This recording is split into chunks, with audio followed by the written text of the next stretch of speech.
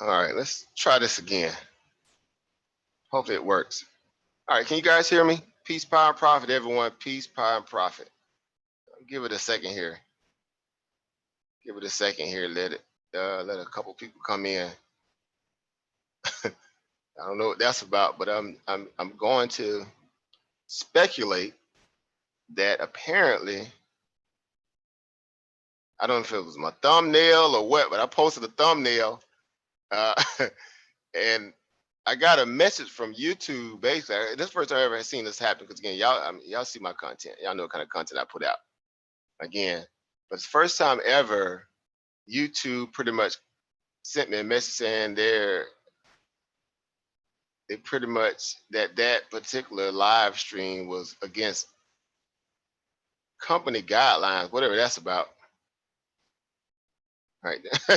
Like whatever that's about. But either way, uh, it's crazy, right? They're making a mockery of. I guess maybe it's because of that video I posted. I don't know. All right, it's the first time that ever happened to me, so it's weird. So I was trying to figure it out. I was just talking. You know, I was getting the link together and also building up the back, the description box, like I always try to do. And I left out of that page to go to share it. Came back and I saw a message on YouTube, pretty much saying that this video will be up for about 7 days.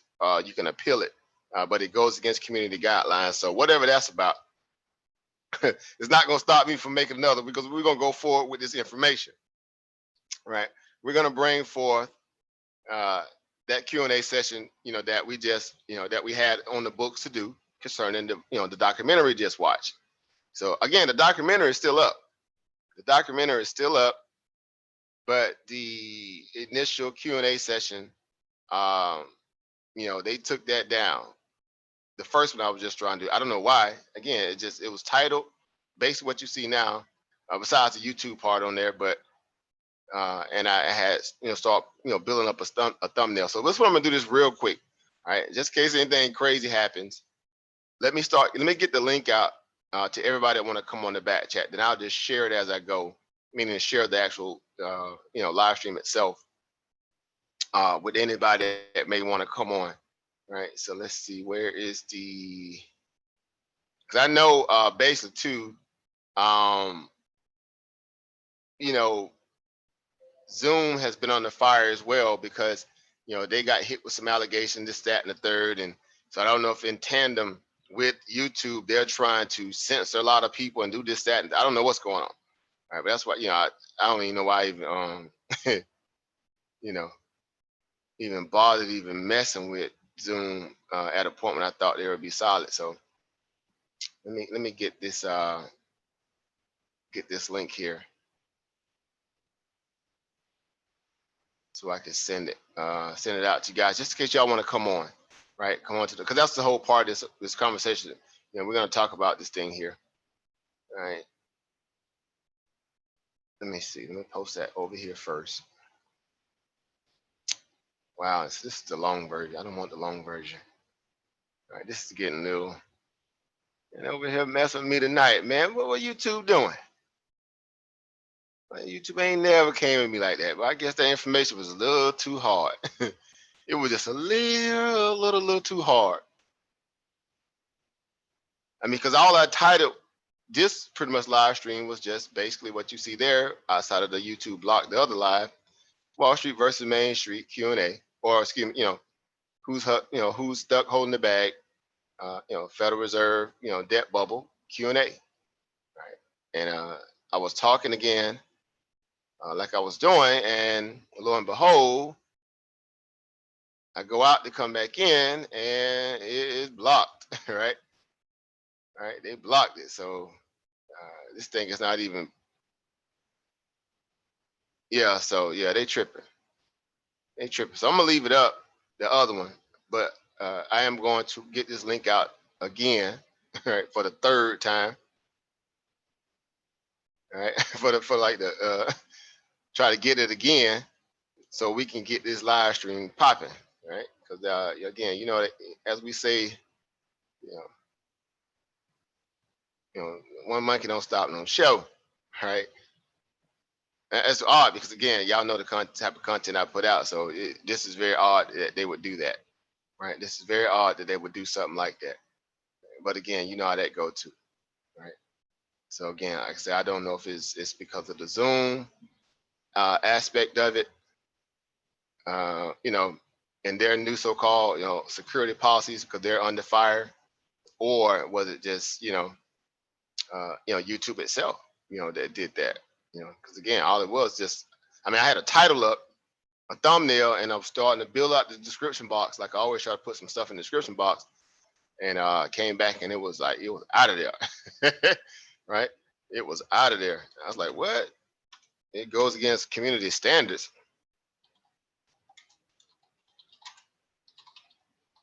We're gonna discuss it either way, right?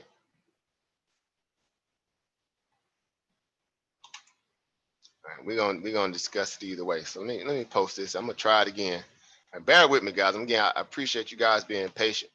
Y'all know what it is, right? Y'all already know what it is. Right? They on a shopping spree to take down people who are trying to put out some information, I guess.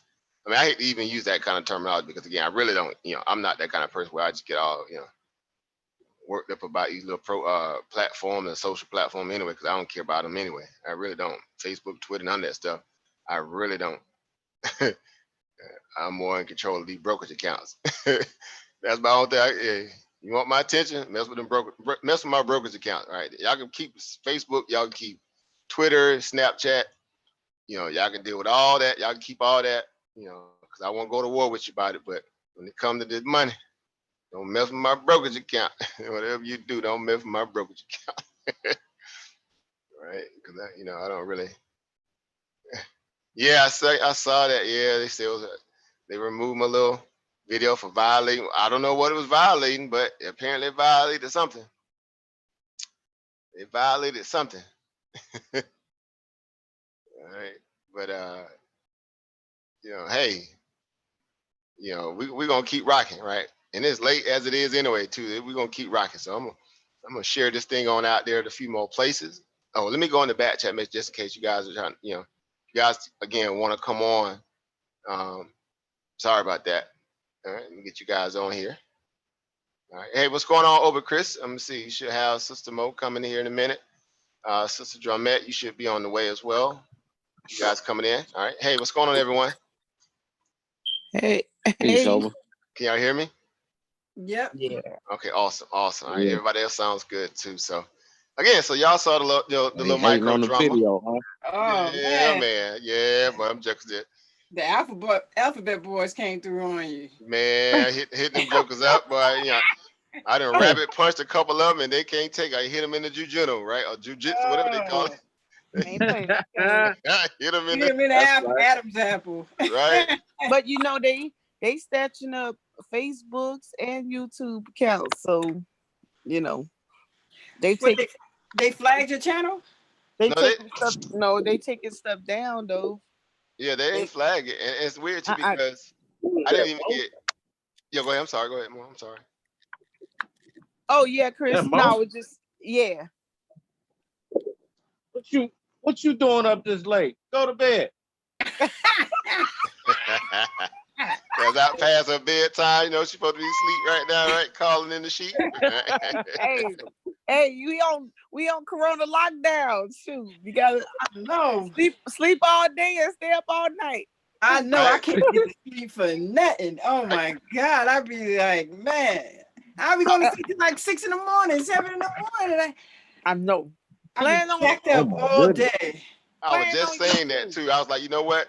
As it is, as we all know it to be, it's not like we got nothing to do. You ain't finna go to no club. You can't go to the movies. You can't take your wife out to dinner. You can't have no parties over the house unless you come over there with a full scoop hazmat suits on and drinking your Camelbass all the way.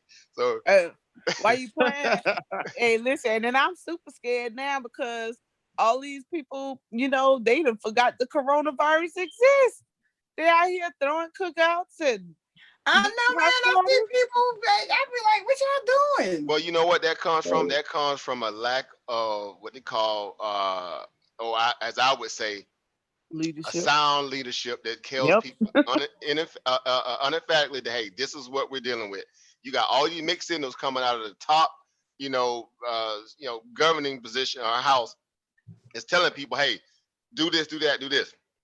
You got Yeah. Trump on one hand, you got the doctors on the other hand, and they seem to be kind of like, hey, I don't think that's a good idea. And he's like, hey, we trying to get people back to work. So you already know how Americans are. They're the most stubborn people on the planet as it is. That's why we got more cases than everybody. Not that we're testing more people. Yep. It's just that people here are very stubborn and greedy and selfish. Period. Point Yeah. blank. Period. They got no discipline. That's it right there. Them Greed fools are send, and the, self.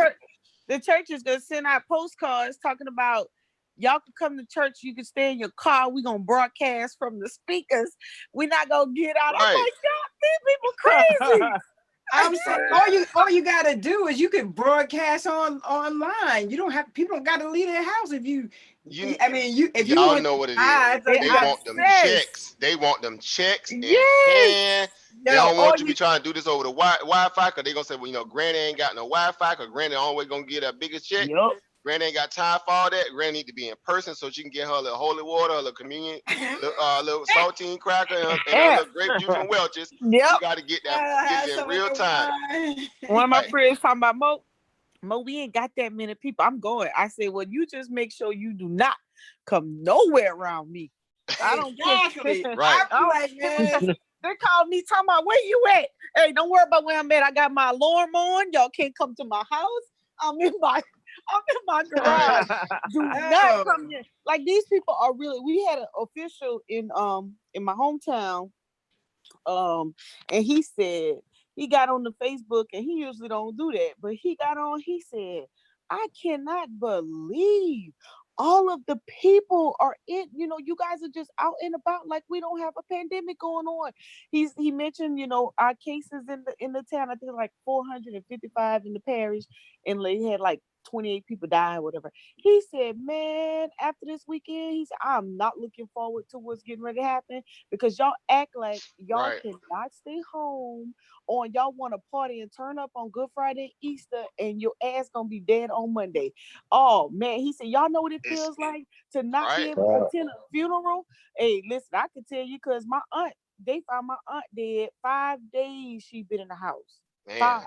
God And we couldn't go, so I was like, don't call me because I ain't going nowhere. right. Y'all Man. crazy. All you gotta do, I go get my groceries. I went today. That's a mission because you got to stand on all these lines, and I don't know what Right. people be doing with all the paper towels and the toilet paper. I'm like, They hoarding. They're doing exactly what the government is doing to your tax dollars. They're hoarding. Yes. Hoarding these items that they feel like are apocalyptic to their well-being because they unlike a lot of people, especially at least with us who understand that, again, we talk about herd immunity. We keep talking about that. It's also a value of sheep immunity when it comes to where people who are more concerned about safety as opposed to those who are not. Well, guess what? You know what I'm saying?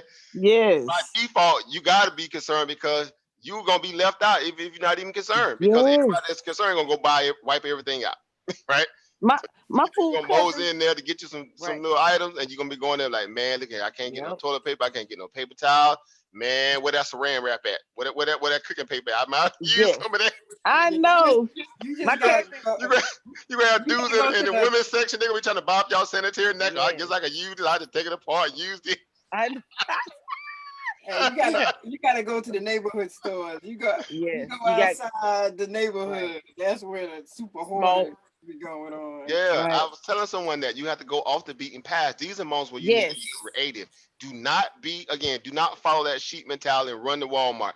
Go to the beaten path places, and that's where you're gonna find, those little diamond in the rough, little hidden gem places. Those gas stations way out in boondock nowhere.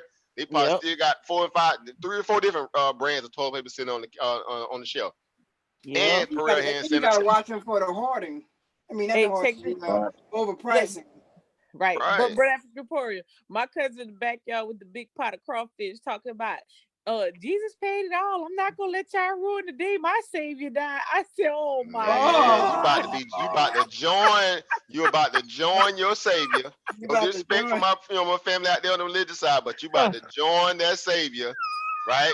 Falling, Oh, falling behind Kenneth Copeland, falling behind Creflo Dollar, falling behind hey, Paula White. You finna join your savior. hey, So, why don't the savior wipe out the coronavirus well, for you already know how that go because you're gonna be going right up. You're gonna be us? going right, right into that Bad. reality with an N95 mask on and some barbershop Right. gloves on, right on up there to the upper room. Cause you tried to you tried to buck conventional wisdom. Oh, look, Right. check it out. Cheryl called me tonight talking about Mo. They done shut down the unemployment site. I said, oh man. It Well, was that makes open sense. over here. They finally opened it up. I was finally able to file today. Like The- at about 8 o'clock. yeah, then it might be back down. Right. Yeah. So it's Dang. They weird, did but say that they was doing some maintenance and that it was going to open back up tomorrow morning. right. Yeah, well, Well, today was anyway. Again, it wasn't necessarily a full federal holiday, but it was, again a national holiday. So you had again the post office open and the banks still open. Again, even government agencies like Department of Labor, this, that, and the third. They, it gets this is the moment for them to so-called, let me go duck and hide, because again, we cannot deal with this, this influx of people coming to, file these unemployment claims as it is, and the numbers are already been understated. We already know that number was understated. 6.6 million, I guarantee it was over 7 or close to 7, right? They always understate because there's still certain aspects of the country where the numbers are coming in a little late. It's not all in. It's like when they do the voting. Y'all see how they make a debacle out of that every single time. Like how many years we've been trying to do this stuff and they still ain't got it right. But again, you the best this, you the best that, you got the more money in this and everybody else, and you can't even have a simple, voting system, right? And there's smaller countries out there that have a very simple and disciplined voting system, and it works. And everybody get counted and they don't have no problem, right? And if you get out of line, they're gonna put the AK-47 across your back, so you can't even go in there playing around. You're talking about you got a hanging Chad or your mail-in ballot, then making all them just be sitting right there with them AK-47. You cast that vote, you get on out of here, right? So yeah. it goes to show you again. That's it's funny though, but again, and caveat into this whole documentary, right? Again, just how wild a lot of us already get it. Again, we get it. We're in this lane, right? We're learning, right? But a lot of people have no clue, right? Same thing you guys were speaking about with this coronavirus, how people are still out there willy-nilly, bucking conventional wisdom, saying, hey, again, I can cheat it, I can beat it. Again, like the rattlesnake preacher, right? I can get bit by the rattlesnake, I'll be fine, right? And then he poison, then he out of there, right? Yep. So Yeah. yeah, That Right. fool said, Mo, we if they still have our convention at the end of July in Dallas, is you going? Hell no. I don't care if the convention in November. I ain't going. Now, listen, right. my thing is until they got a cure for this thing, you can catch What- it anytime. I mean, it's only gonna be a treatment anyway, because you know how it go now. Yes. You can't even cure it. It's just gonna be a treatment. And Right. I mean, again, until they got something like that where it's not yeah, a contagious. therapeutic or medicine, because at this point, you're just trying to subside the value of it being, a radical in the body, right? Yeah. Obviously causing you to have those kind of, adverse conditions or effects in terms of, the lung shutting down, this, Right. that, and the third. So the science is obviously still evolving. We going off the so-called quote unquote, the so-called best data out there. But we do know, again, like I was saying before, these are moments where you still have to do, some basic things that you already know that you probably can do to Right. sustain yourself. Because again, we're seeing other people obviously get it and get through it. And obviously they don't have vaccines. They don't have half the stuff that we probably have in this country at our disposal, again, because they keep touting that the hydroxychloroquine, like it's like the best thing since Right. sliced cake. I mean, that's like Jesus in the pill to Trump, right? That's your savior right there. Get that hydroxychloroquine and sit out somewhere. Basically what Trump trying to say. Yeah. That's what not but it trying. don't- That's what he's saying. Right. It don't work all the time though. And in No. fact, right, and that's what y'all been seeing the same articles I have. There's a peer review, aspect of scientists and medical doctors out there who are at odds, and that's aspect of saying they're not conclusive in that whole idea of that. Yeah, it may have some hit or miss moments where some people benefiting from it and others don't. Again, that just to show you how medicines themselves are volatile, right? Every so-called human body, even though we have the same anatomical aspect and some of the basic organs, this, that, third, but a lot of the internal physiology in terms of our chemical imbalances are different. And so medicines react differently to it, right? And people Angie, always want to tell you, you got the same, my pH level the same as yours, and we got the same immunity system. No, that's a bunch of hogwash. That's lies. Everybody's body is not at the same state at a time when you're dealing with certain viruses. You right? So I'm saying, and it takes 6 weeks for that stuff to kick into your system. And if it's Exactly. 2 weeks for you to die, 6 weeks for it, you ain't gonna make it. you know what I'm saying? So it's like, if they send, I'm sorry. Go ahead. no, go ahead. You go ahead, sis. If they send people back to work, you're still sending people back out there to die, basically, because you don't have no way to stop it. No, check out the Florida. This fool said he opening up the school. And then gonna say he don't know the 25-year-old or younger that have died with a natural. And since then he's Oh, that's crazy. recanted. Yeah. No info. Well, And then they asked Ron for Trump. DeSantis, my home state. Yeah, man, I tell you, go ahead, Sister Mo. But yeah. Where they asked Trump in the press conference today and say, Florida wants to open up the schools again. Are you going to let them do that? Because like, well, the Constitution, if it's not nothing against, they was like, is you serious? You gonna allow him to open? He's like, well, if you open up the school, the reporter was like, well, if the kids contracted at the school and the kids bring it home, and then they're just gonna trickle till you got a whole state gonna have a problem. I say, man, either after this weekend or whenever he decides his little task force to open back up the economy, we gonna have a problem. There's an article out already that's already killing that whole narrative right now, where the Department of Health and Human Services are pretty much coming out and saying you would be, pretty much an idiot to try to open this economy back up, by May 1st. You'll be an idiot because you still have spike, number one, spike cases where it's still kind of ramping up in other areas around the country. So basically what they're trying to do is just put it in a nutshell.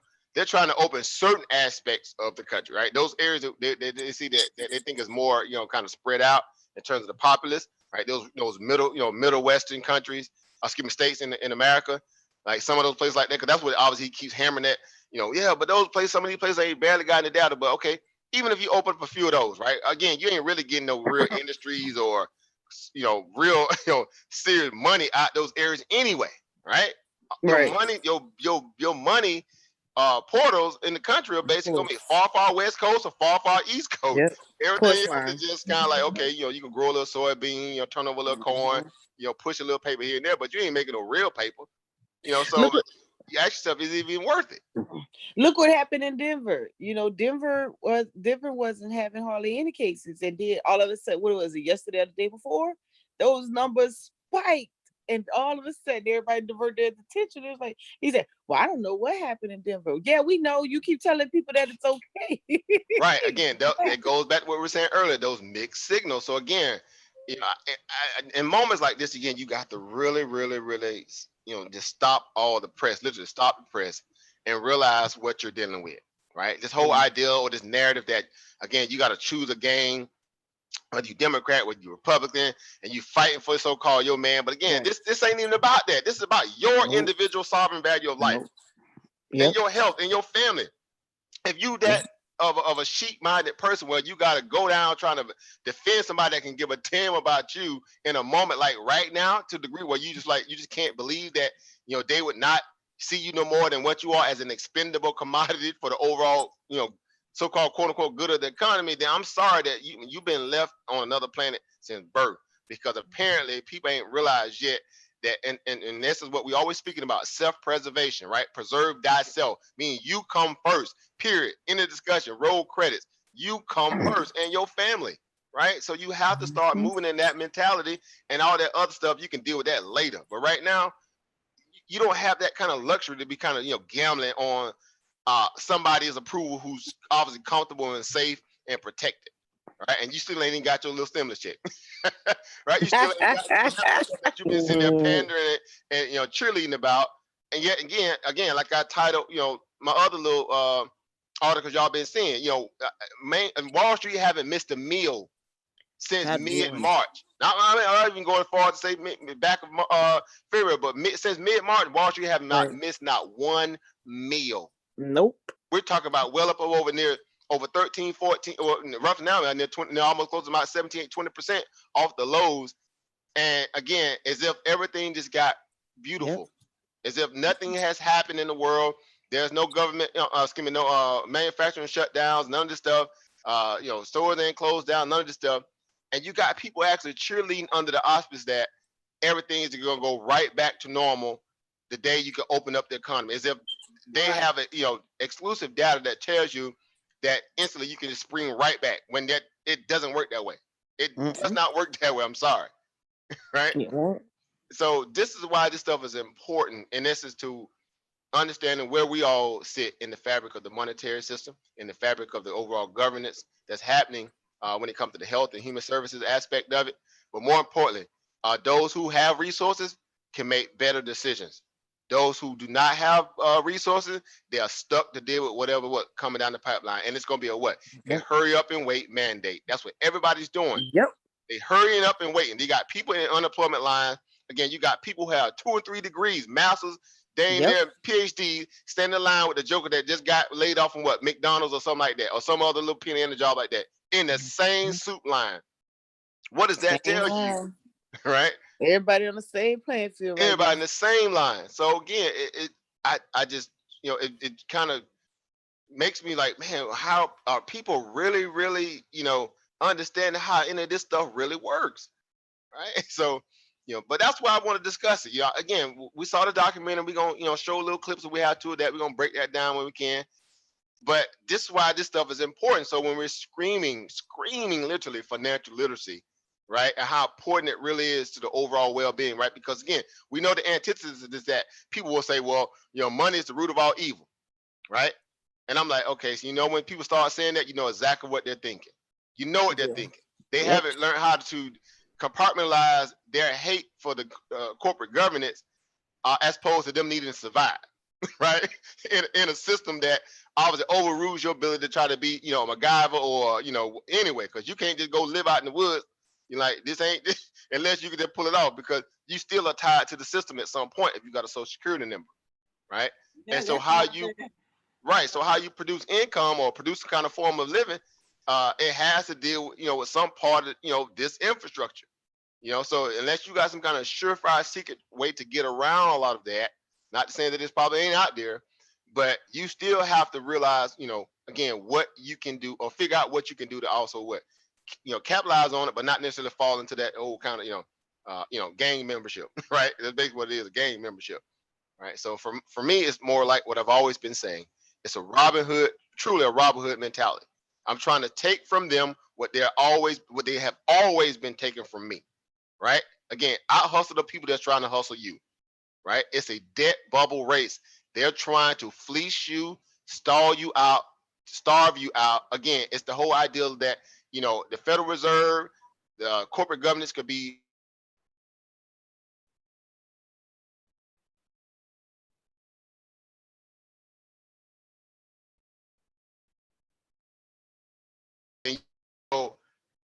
again, it's just incumbent of us that we, as a group of people where we'll be a minority, meaning us who are traders, investors, or people who are out there to understand the value of entrepreneurship, we start to circle our wagon and really show other people out there there's more ways than just sitting around waiting for somebody else to do something for you. You trust in the system that much, or as I would say, too much, right? Too much. You're giving these people too much power. And if you knew how they really operated, you would definitely not take that stance.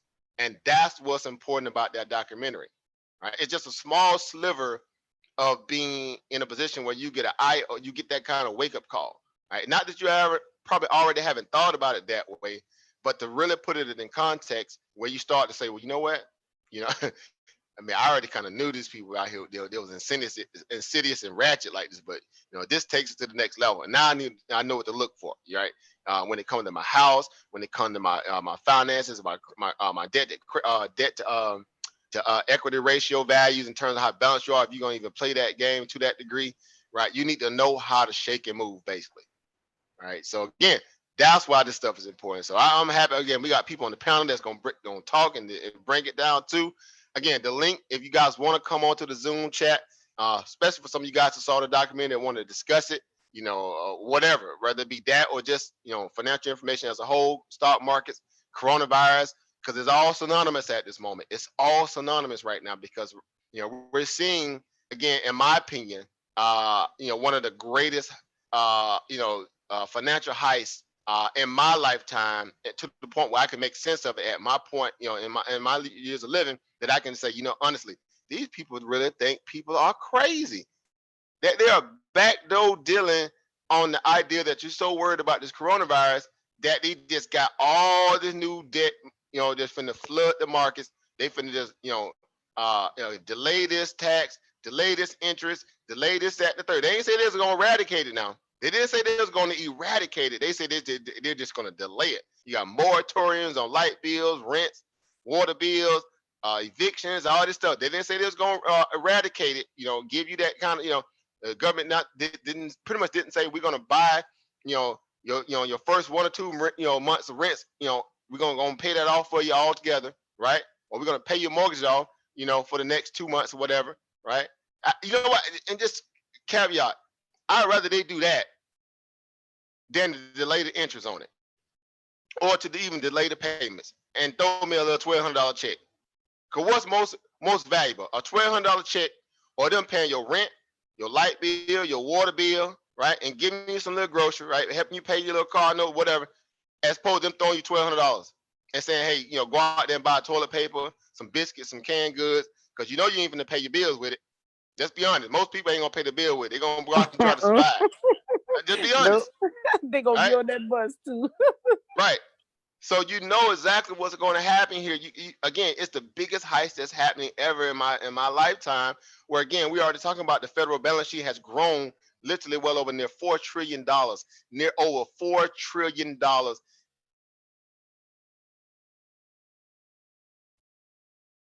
And probably in less than about 9 months. $1 trillion. Some presidents don't even get that, in 8 years. Obviously, in terms of debt value, debt aggregate value. You got all that didn't happen in less than that. And a lot of this, again, was man-made, meaning in terms of the debt creation that happened out of 2018, 2019 through this whole trade war tariffs, that was self-inflicted. Keep in mind, that was self-inflicted. That was a war that obviously Donald Trump chose to what? Embark on, right? We didn't ask for that, right? He didn't go to the American people and say, hey, how do y'all feel about this? He just instantly mandated this little policy and went after China. Now, whether again you think is good or is bad, that's whatever.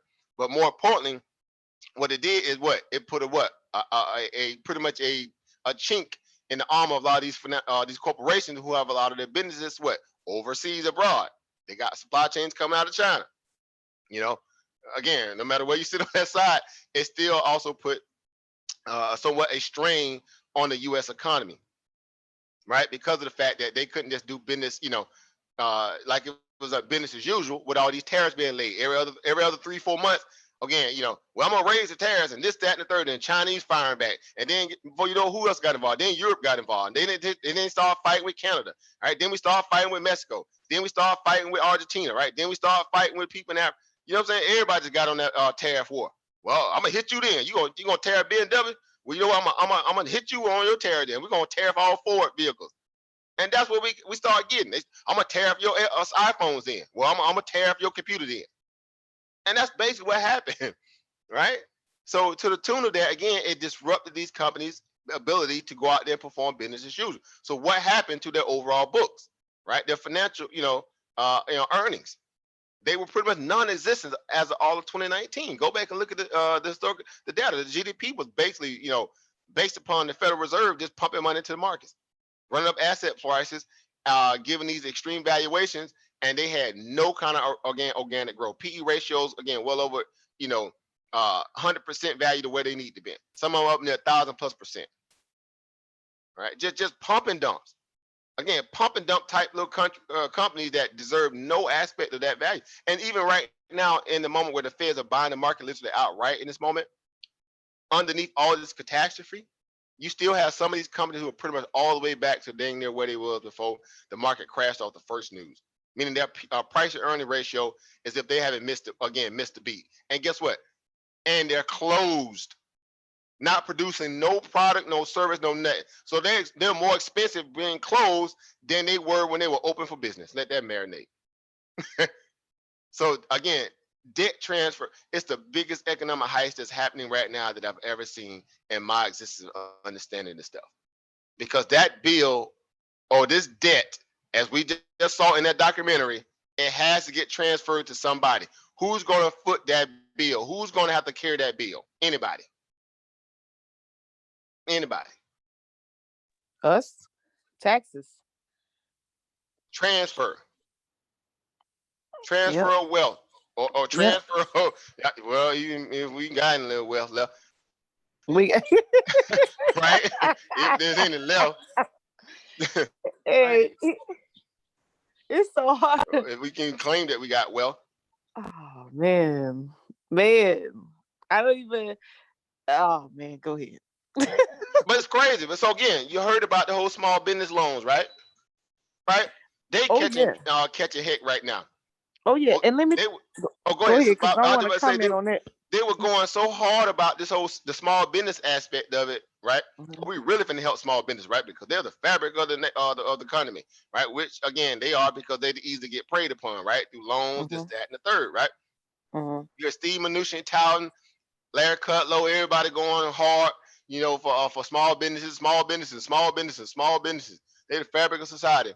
Soon as they open up that little ratchet behind raggedy website, it crashing and banks ain't lending the money, got issue with that. And them banks been knew they was supposed to let that money go. And they still Yep. trying to play favoritism. They want to take care of their own people first.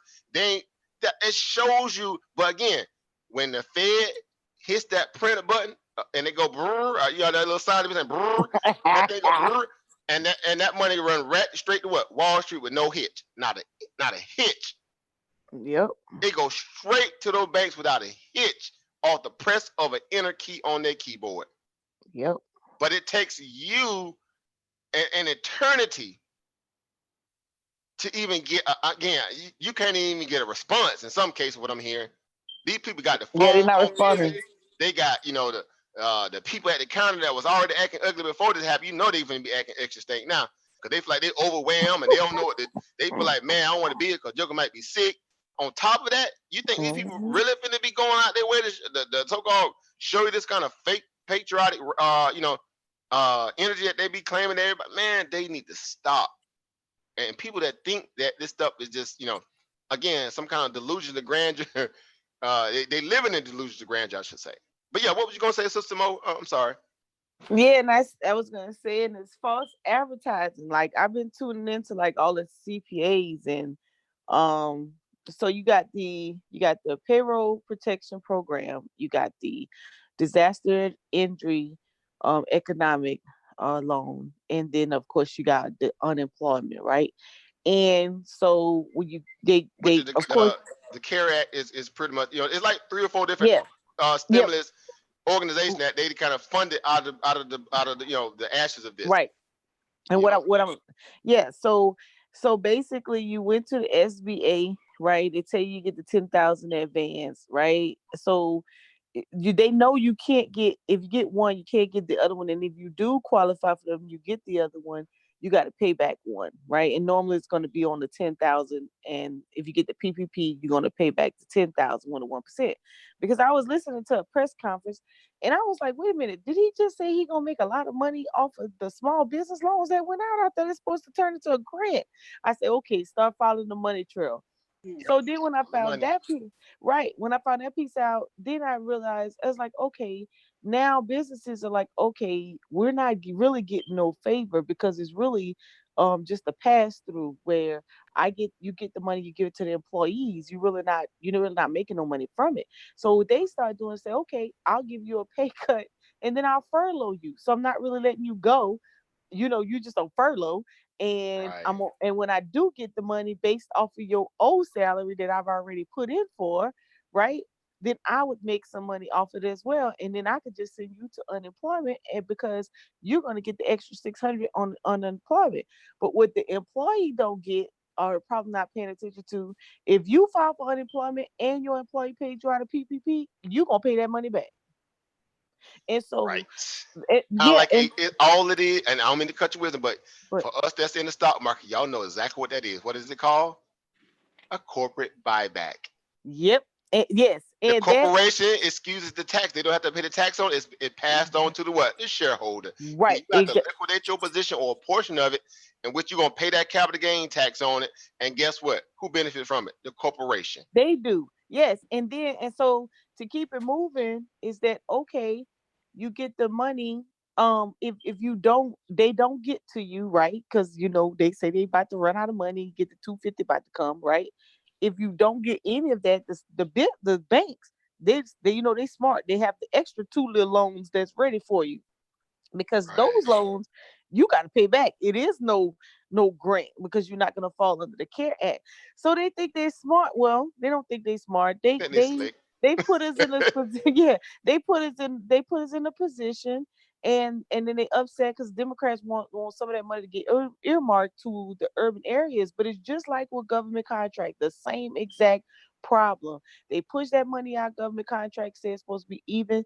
Then they say, okay, nope, got to separate the minorities because they're not getting the fair shake. Then, oh, by the way, okay, and the minorities, the women not getting the fair shake. Then the veterans not getting the fair shake, and they Yep. divvied out all that money. They're gonna do the same thing with this stuff, and we still not gonna get it because they always find a way to get it from us. You know why? Because they're What? gonna jam up the technicality Yeah. or the bureaucratic aspect of it, because again, they didn't Yes. make that stuff plain and black and white in the beginning.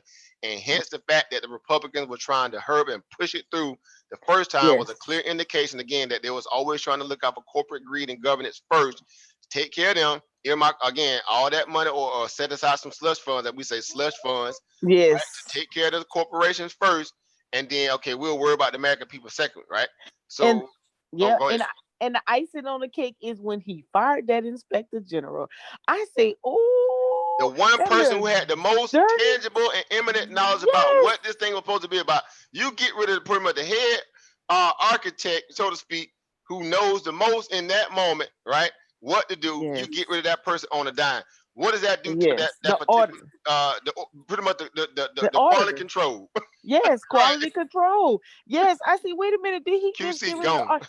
And then right after he get rid of the the inspector general, then here Kushner gets the what is it, 400 million on the apartment It was disaster like loan. 400 million, 800 million, something like that, some big 800 number. yeah, some big old number. But wouldn't it, I thought they weren't supposed to have no money pertaining to any economic disaster. I was like, oh heck no. But I think, and this is my opinion, all this money keep going all over the place and oversight and all that. I think this is where he's gonna get caught up. Somebody gonna get caught slipping.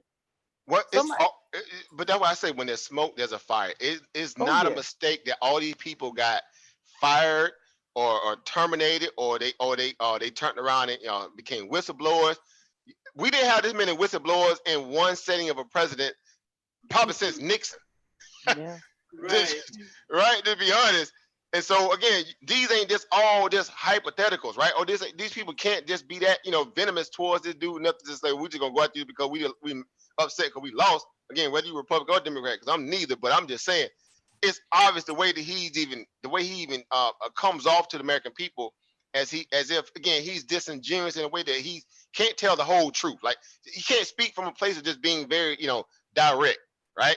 It has to be kind of like well and see and all this, and again the people that around here that he built around him do have fraudulent and shady backgrounds. I mean, Steve Mnuchin came from Goldman Sachs. He was under investigation for fraud. I ain't making this Wow. up. Go pull up the receipts on him. He was investigated for fraud at Goldman Sachs. Y'all know Goldman Sachs, one of the biggest social welfare queens on the planet. And they Right. control entire governments. They control entire governments because of the people who also got their hands in that pot too. And so he came from that insidious group and became, secretary, pretty much, running the money, basically. You got This that guy president, controlling the money. Secretary Mnuchin? Yeah, Mnuchin. He Oh came from Goldman wow. Sachs, and he was also investigated for fraud. Y'all know Goldman Sachs, they had a bad last couple of years. They got so many fraud cases and suits against them right now for people for forex forex manipulation, affecting other countries and stuff. Man, them been crooks. They been crooks. Mm. Again, we saw the documentary. What the guy say? Who owned the Goldman Sachs and many others. So again, this is why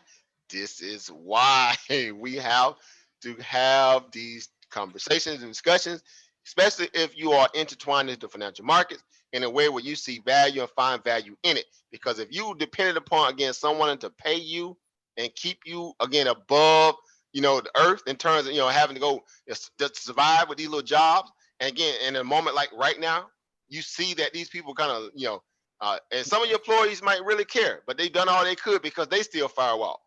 So especially on the small business side, there's not much that they can do, right? Because they having to deal with all this kind of bureaucratic red tape and political posturing and pandering between, political parties as opposed to cutting the check. So again, as I said earlier, Wall Street is not missing any meals, But again, Main Street is. Y'all saw the clip with Scott Wapner and Chamath Palihapitiya, right? A hedge fund billionaire, the guy who's an early startup investor in Uber and Space Virgin Galactic. He's young, so again, he understands, right? He come from India, so India has one of the poorest countries on the planet, right? Nation on the planet, so he understands what it's all about, right? So again, they don't want people to come on there that speak that kind of hard liquor truth. That was a liquor truth moment for Scott Wapner, right? On that article, that soundbite from Thursday. And it went viral instantly. Right? And they didn't even play the full interview. You notice that they only played a small clip of it, about 3 minutes of it, and they cut the rest of it. Why would they do that?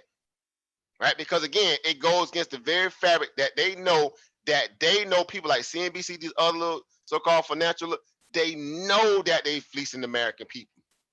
And long as they can keep their 401ks healthy and fat and greedy and feed up all this federal money that's pumped into the market, which it is right now, which is taxpayers' money, mind you, that is taxpayers' money.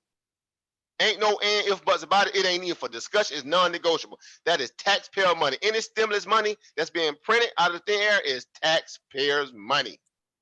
You don't get to decide where that money goes, but they get to tell you where it needs to go. It needs to go to Royal Caribbean Cruise Line. It needs to go to Boeing. It needs to go to Delta, American Airlines. Again, these companies were being reckless and irresponsible from a fiduciary perspective. They were just buying back shares like it was just like a lottery. Because know what? They got the OK signal that was gaslit by Trump when the fact that he started that tariff trade war, that they was going to be taken care of. And then when the Fed started doing quantitative easing, right? Even though they didn't want to call that back in September, they tried to call it the repo reverse operation. We knew exactly what was happening though. In that moment, these people doubled down on their greed. They just kept buying back more shares and more shares and more shares. They didn't put no money away for rainy day. They didn't plan like they were supposed to. When you typically have a company where you understand that there's risk involved, but now all of a sudden they want you to realize that that risk is what? It's none and void. Yeah. That they shouldn't be responsible because the coronavirus hit, and all of a sudden, even though we was reckless and wild with our finances, we should also be taken care of, and we should be taken care of first, right? Because guess what? We employ people, so they take that entitled mindset. Well, if you don't like it, then we'll just, fire our workers. And so guess what? That scares Trump. Know why? Because he needs those numbers to make him look good. Those numbers, but it's backfiring on him because if they don't, if they don't pick up the people with the PPP and they put them in that furlough status and they don't come back, meaning it's not going to help his numbers. So it is gonna backfire on them. Always implode. Greed begets greed. You cannot balance greed with fiducial responsibility. They're not, they're not symbiotic. I don't know why people keep trying to think you can do that. The same reason they were sitting there going hard on Bernie Sanders, going in on him about this whole socialist reality. They turned around and outdid Bernie and did it. But here's the thing: that value of them socially engineering all these funds to take care of corporate greed is for corporate greed only. Only. Exclamation point. And try to make it look like it was gonna get shifted down to the lowest level. Everybody. They always try to make it seem like that. Right. It's the greatest hustle of all time. Again, as I said, it's the greatest heist of this decade. under the guise of the coronavirus, in cahoots with Dr. Anthony Fauci, Dr. Burks, and everybody else. Because again, at the end of the day, Yep, they snuck it they're in. afraid to tell the exact truth, what they know people need to hear, which obviously makes them be more, responsible in their decision making in terms of how this virus really wrecking us, in terms of how they need to go off from that point, go out and what demand what they need from the government, as opposed to sitting back waiting and them playing, rolling the dice every single day. One day we up, the next day we down. One day we over here, next day we over here. We don't know what to do. Are you gonna cut the check? Are we gonna go back to work? Are we gonna get on the benefits? Or we need to get in the soup line? Or we do not? Or do I have my job still? No one knows. Yeah, she almost tripped the other day when they asked her about those models, and then she tried to go back. She's like, well, this is the first time we're dealing with this, so we trying to use the models as it goes along. I'm like, oh, you know she's what? about to get frustrated like a bug. Right, and y'all know as well as I know, these people, these epidemiologists and these virologists and all these people, they study the world over. This ain't just American thing only. They get data from all over the world. That's what they study. Yep, that's what It's she a said. global organization. No matter if they headquarters here, this is a global thing because they have to make sure they track it. Because they, in the event that they do come to your shoreline, you need to know how to react to it. So this ain't like they just woke up tomorrow and like, oh man, this is apocalyptic. This something came from Mars and we don't know what. Like one of them kind of scenarios. These people, it's funny, and so again, it's a bullet pulpit type of level of governance right now. Trump got all of them scared. He got all of them scared. And because of that, again, not only did they've taken over the government in a way where you don't have that level of, quote unquote partisan. Well, we know that was going to be an issue anyway. But not only that, they've taken over the monetary system. They pulled a communist coup on the financial system. I was saying this about a year and a half ago. Y'all go back and look at some of my old posts. I said, you know what? These jokers then pretty much did a coup on the financial system, right? Then pretty much took it over, and people don't even know it. And they're like, no, the stock market and this dude.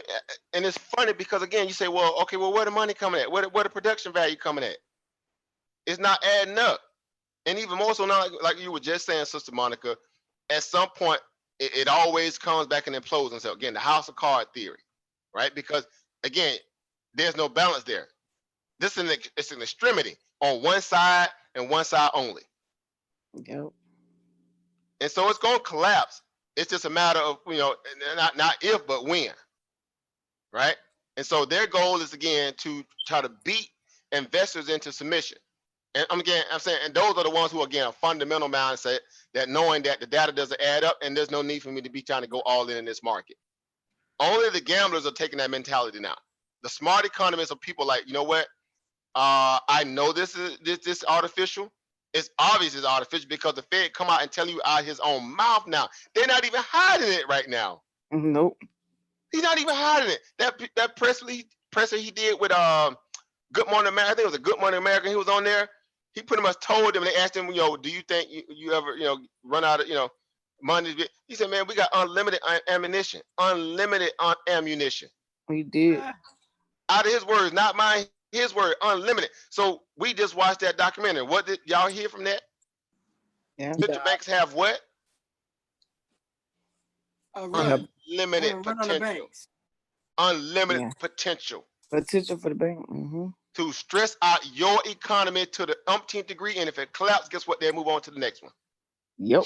They have no moral fiber to protect the interest of the people who are obviously working hard for chitlins and cheese sandwiches while they eating filet mignon, caviar, and speculating and print money out of thin air like it ain't nothing ever happened. It's an addiction. The same way they tell people got an addiction for alcohol, this, that, and third, it's the same thing for the monetary system where people who are greedy, who cannot take, again, $1 million loss, even $1 billion loss. If you work 20 billion, you worry about taking a $1 billion loss, and people out there can't even stand to lose $10. And they want you to feel sorry for the corporate aspect of America because you think about, well, they hire people. That's always the pushback you get. Well, I mean, it's Boeing, man. They can't, man. They go down, man. People gonna lose jobs. And see, this is how people don't understand financial literacy. Right. What do companies get to do that you rarely get to do in a moment when they have economic hardship? They get to file what kind of bankruptcy? 13? 11. 11. One, I know it was one of That them. means it's a restructuring debt. That means you don't go out of business. You get your books restructured. You bring lawyers in. You bring in a few extra new shareholders, and they also now own more to come than what you have because you wasn't fiduciary responsible to manage it the first time. Your employees rarely get fired. Rarely get fired. Employees rarely get fired, but most things get cut is buyback, pay executives, bonuses, all that stuff goes bye, and the share value of the price gets cut. Mhm. But the business still goes on. You don't have that luxury. Nope. But again, they will have you feeling sorry for the idea because you think about, well, these people gonna lose all their jobs. Don't fall for the overdose. People don't understand how this works. Exactly. See, this is why we got to get our game to the next level. Because again, if you're gonna be out there slaving for corporate America, you best believe how you need to navigate and shake and move in it. Because you see now more than anybody, you cannot put all your eggs in one basket. There's a lot of people gambled on their job, literally their job, and right now again, 2 and 3, 4, 5, 7 different degrees dang near, and they again in the same unemployment line with the guy that worked at at the Hobby Lobby. Yep. Again, you can't make this stuff up. This is something that's just it's so surreal to the fact that it's just like you can't believe it because you're seeing it and then you hear the press conferences, you hear the talking points, you hear all the kind of pandering and making excuses. Oh man, we wasn't expecting the website crash and like stop. Y'all knew people it was gonna be that way from the gate. Y'all got so-called these models and economic strategies that know when these things happen, you have an influx of people that are now going to unemployment status, and you talk about, okay, well, we're gonna, cut these checks and do this, that, and the third, and again, it's gonna take a little time, but we're gonna make sure we get it out. Again, and I told you from the beginning, it's a stall tactic because again, the faster they can get these numbers to the point where they can apex start curving on, the faster they're gonna try to open up the government, and the fastest when they do that, the faster more people are gonna get infected, and they're gonna become even more of a bigger issue, and they're gonna cause them to print more money and finance more. It's just a one big. Y'all put your own adjective in there. Insert adjective. Right in that moment, insert adjective. Right. So that's the part about this that makes it, again, it's just upsetting. And what really hurts is that you can't really do nothing about it. You grit your teeth like, God, all these crooks, these some bastards. But you can't do nothing. To the point you kind of feel hopeless, right? Like, man, this sucks because somebody out there actually probably doing worse than you that have even no clue about what's happening.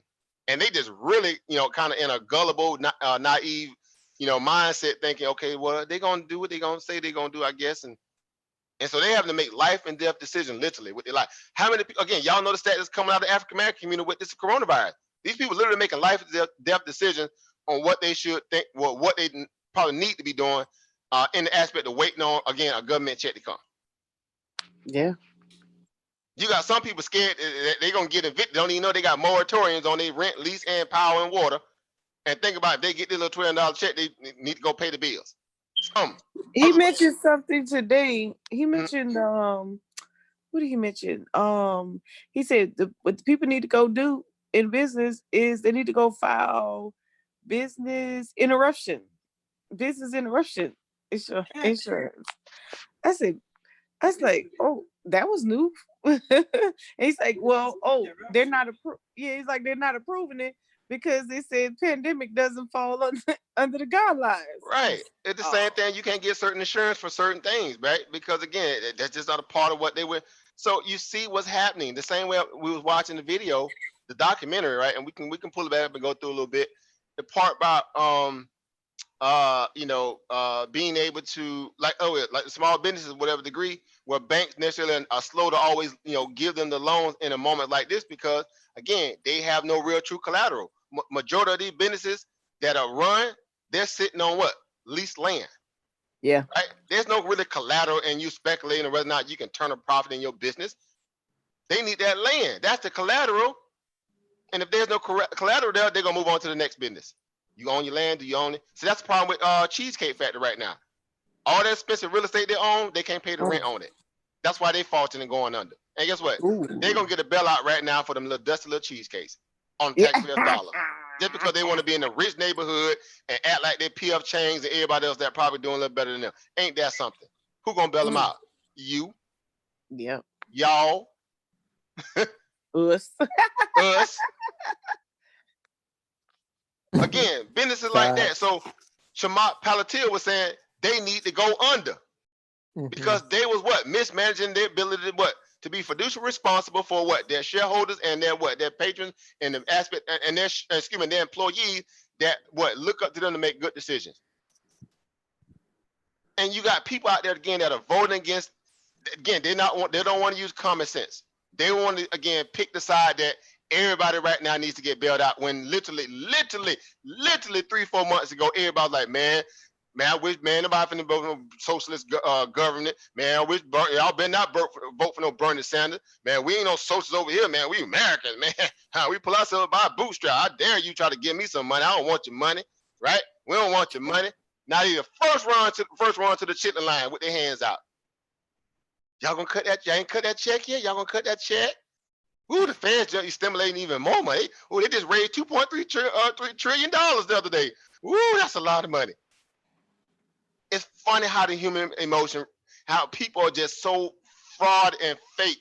And again, you know that's what America all about. Anyway, that's why you got people that's not undisciplined here. We don't have a what they call a universal code in this country, right? We understand why we don't. It's the reason why people out there going out and getting other people sick right now and infected because they what? Entitled, they wicked, they stubborn, they irresponsible, they all that. Right. Even from the governance, because you got states that are still refusing to do sheltered-in aspects, and the people in their districts are becoming what? Rampant with this coronavirus, and they still sitting around trying to squeeze every dollar they can out of people in these little regular little businesses that are still probably open. It goes to show you right then and there that, again, in moments like this, you know, this is the worst country on the planet. No matter how decadent it is, and you got the ability to go to your little McDonald's at 12 a.m. in the morning, that don't mean a hill of beans. In a moment like now, when you figure out just how defenseless this corporation of America really is. Again, as it always has been, it has been a oligarchy in terms of the Federal Reserve, because they took all the power again away from the states. When you introduce a federal system, that means you remove all the power from the states, right? And that aspect of governance obviously rules in a way where if you don't accept it, it'll overrun you. Again, we heard the whole issue about Trump bragging about how he took away the power of the states to be able to what? Even take care of themselves under this coronavirus, right? Pretty much lobbying and bidding, got states bidding for emergency equipment, ventilators, right. PPE gowns. Man, they actually bidding for this stuff, and the Federal Reserve is sitting there acting like they the broker. Criminal. I ain't making this stuff up, y'all. The news presses and releases out there is funny, and then again, no one's really taking these people to task for it. But you know why? Because they scared. Because they got this dude sitting up there acting like he a mob boss, putting all that fear in all these old weak, spineless people up there in Washington, in my backyard, basically. And then no one wanted to take on the task. You know why? Because y'all know how this stuff go. If you're in the stock market, you got the ability to what? To make money. People that don't have investments in life, they stuck. Because they got to wait on who? Mnuchin, Kudlow, Navarro, Trump, the Treasury Department, the Labor Department, FEMA. They got to wait on all these people to spin their wheels before they even get an inkling of what they need. Shouldn't have got like literally a month ago. But again, Wall Street ain't missing no meals, and they still crying for more. Meaning Wall Street. Y'all see these little, when you watch CNBC out there, you just hear them this, and you're like, oh, you want to throw up because you know they just being greedy now. Yeah, I think it's a risk-on environment. There's always stocks you can just keep buying it, and these stocks ain't got no growth. And earnings season start next week. This next quarter start next week. Y'all do know that the banks kick off next week. JP Morgan and a few others kick off next week. Now, what do you think they're gonna say? Yeah, I think we got ability to kind of rebound by second half of the year. Are you kidding me? Yeah. On what money? On what production? On what value of services? Because they know investors are going to eat it up because they greedy with the inside with the mindset that guess what? If anybody else making money, guess who making money? We can. So there's a separation. We get it. We invested in trading. We ain't got to act like we don't see it because we see it, obviously. But a lot of our peers have no clue. They're clueless. So you can't convince me that financial literacy is not as important as pretty much health literacy, right? Again, that's why I'm always saying what? Health is wealth, power and profit, right? You got to have balance in both. You can't have good money and bad health. You can't have good health and bad money. In terms of resource, not necessarily even money from the aspect of what people see it is, but just resources. You got to be resourceful. Right.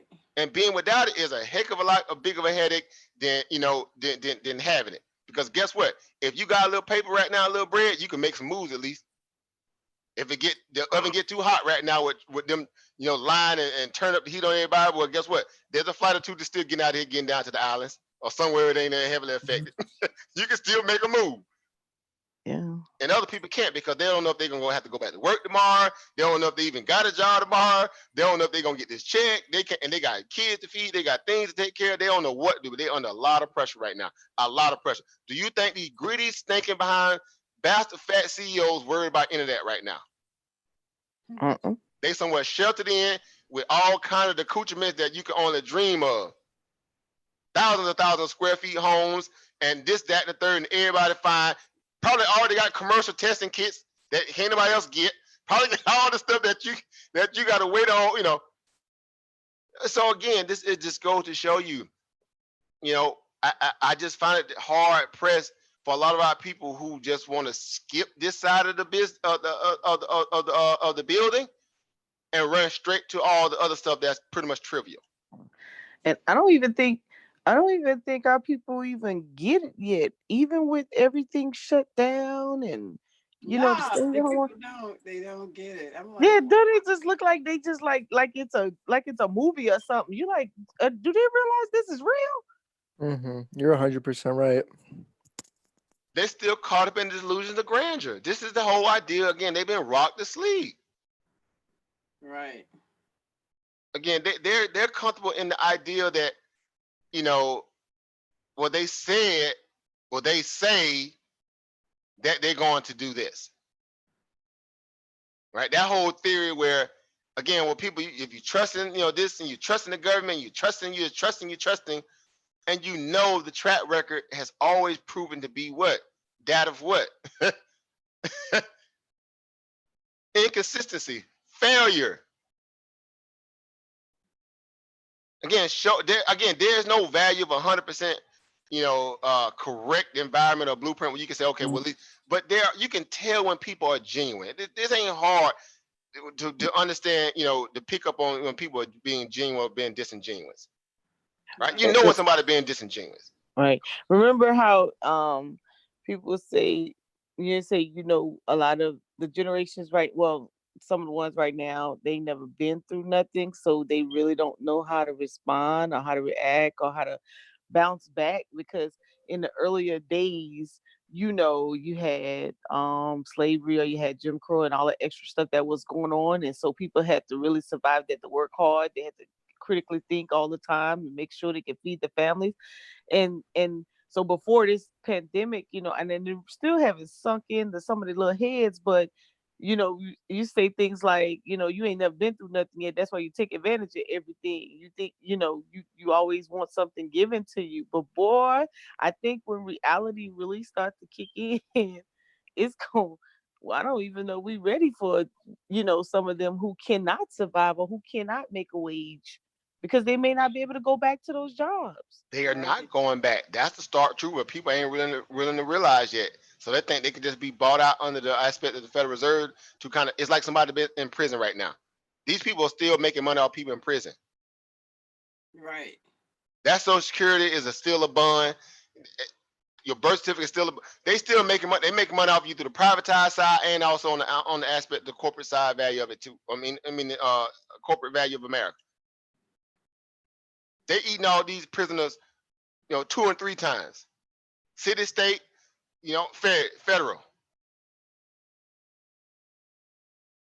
Private, we'll throw that in there too. You got a lot of private prison out there now too. Oh yeah. And even those people that's and even prison, you know what's crazy? And y'all been seeing some of the articles too. The prison population, they don't have no escape mechanism. They ain't even got windows. No, they ain't They got only have windows. windows. They can't even let fresh air in. They catching it at rates that it's just even Yeah. unheard of. And guess what? You don't have a lot of news media beating down the door to report it, right? It's been course leaked not. out. It's been leaked out. Right.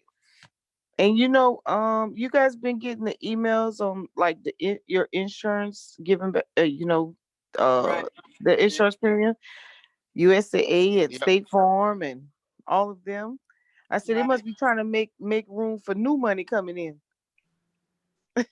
You know they finna Yeah. everything on it's trickle down, but it got a stop loss. It got a stop loss, right? At the levels of the institutions. It's a stop loss right at the level of the institution before it actually hits mainstream hands. It's a stop loss right there. Mm. Right there. That's the part people don't want to deal with. Because if it was the other way around anywhere, then what you've been hearing, y'all would have had that money like yesterday. Yeah.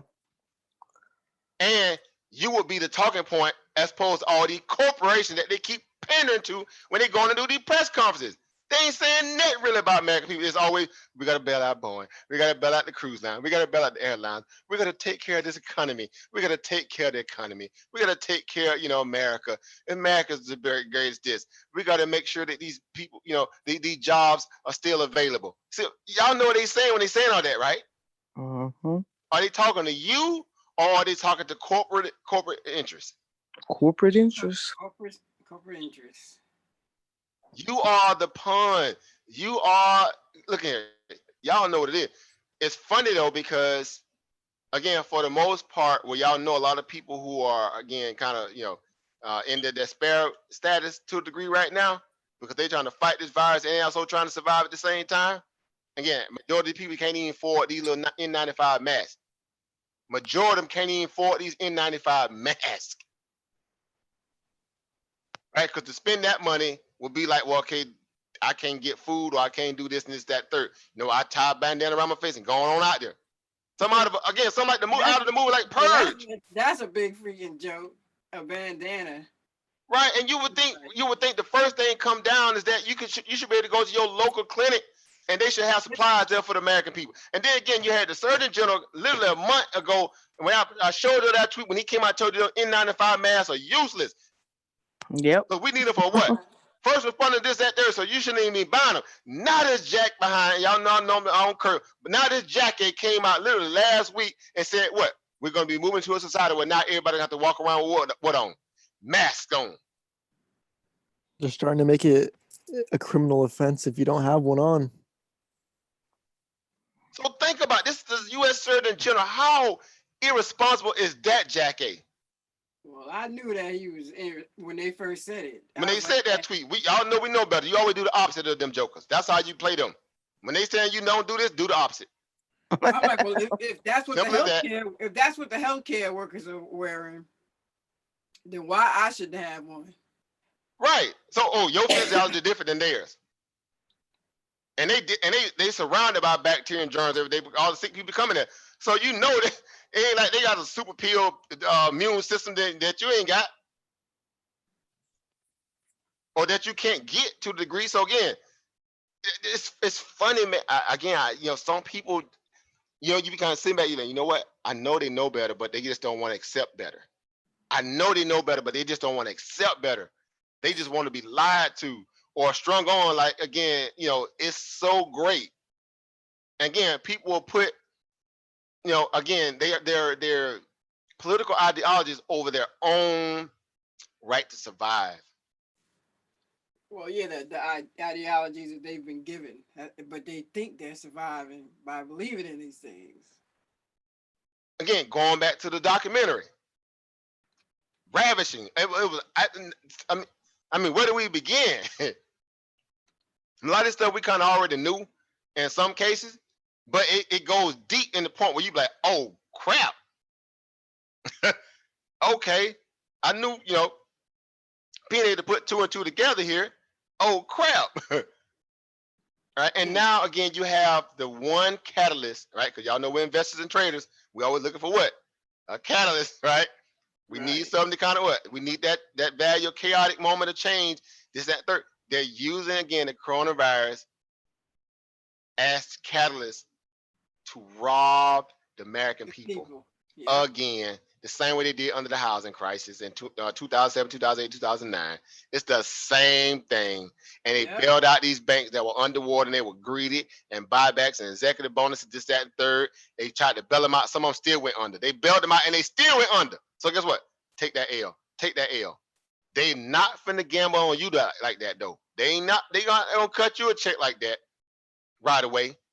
They're gonna stall you out long as they can. It's about to be an entire month. And then this Jack 8, in terms of Trump, was saying, I need everybody back to work by what? Easter. So guess what? Even if they were gonna cut that check, you're gonna be back to work what? Before you even probably hit your wallet. And then it would have been like, hey, again, we ain't got no right to give you any more at this point. You back to work now, what you complaining about? And you're in a hazardous condition. And what's funny is that no one talked about giving even people hazardous pay if they went back to work. No one even talk about that. If we go back to work May 1st, no corporations even talk about giving people hazardous pay. As if all of a sudden the virus is going to be eradicated to the degree where you're not going to have, maybe one or two people in the entire city with it. That kind of mentality.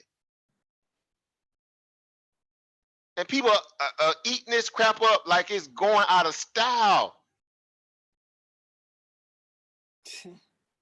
And again, I ain't making this stuff up. If I am, y'all can challenge me. Again, y'all know we do open forum. This ain't no dictatorship over here. We talk it how we walk it. And if again, you don't scratch your head unless you're itching, you don't dance the jig unless it's a good tune. If you don't agree with it, don't agree with it. But I know for the most part, if you are again invested in the equity markets, you get a chance to see things at a level where you never really took it to that level of extent of seriousness. Because you start to see the corporate greed. You see it. You see it through the SEC filings. You see it how these companies again come on live on these little talk shows and posture to it. And then you go right back to Main Street, basically go out your front door, right? Go to Main Street and you look outside your house and everything in your neighborhood or wherever, or somebody that's going through it, you're like, man, look at here. These people have no clue what's happening right now. Right? And all this wealth that's been stolen. Yep. Through the use of a taxpayer dollar, and the taxpayer has to be the most patriotic person on the planet.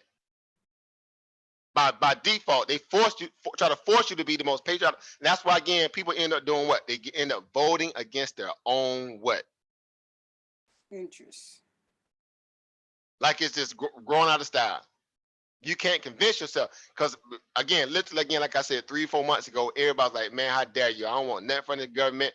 I don't this socialist. You even got African Americans talking about they don't even want reparations. I don't need their little money. I don't need their little money. But you don't sit your silly behind down somewhere. Exactly. I'd be like, I'll take yours. No one gets to rob you, then walk around you and act like you ain't just get robbed. Right. No one gets to rob your mother, and then you see them or they offspring later and act as if they didn't rob your mother. Exactly. Again, people playing this game where they don't want to accept reality. And so it's the same thing with this corporate governance and in the Federal Reserve and all these central bankers out there who, again, y'all know the mandate. This ain't no conspiracy talk. Y'all been heard about the New World Order. We talking about Bush the first. It really became more relevant and prevalent under his presidency. Right? Y'all remember that one viral soundbite that came out with him? He's like, man, the MAGA people ever find out what we did? Right. They'll come for our heads. Right. That soundbite went viral. A lot of people don't even know about it. They might be old enough, but that was Bush the first. That was during that time when the central banks really began to ramp up. Again, we had just came out the gold standard not too far, in the 70s when we truly came out the gold standard. It was still reminiscent to a degree, even though the Federal Reserve was already enacted before that. But after that, that's when they really began the backdoor dealing. And in that moment, here's where it gets interesting. Again, study the history. Early 80s, mid 90s, late 70s, right? The manufacturing in this country began to slowly deteriorate, right? Right. Deteriorate. 90s hit, mid 90s really began to get ugly. All of it started getting what? Outsourced. Follow the boom of China. Follow when China started really what?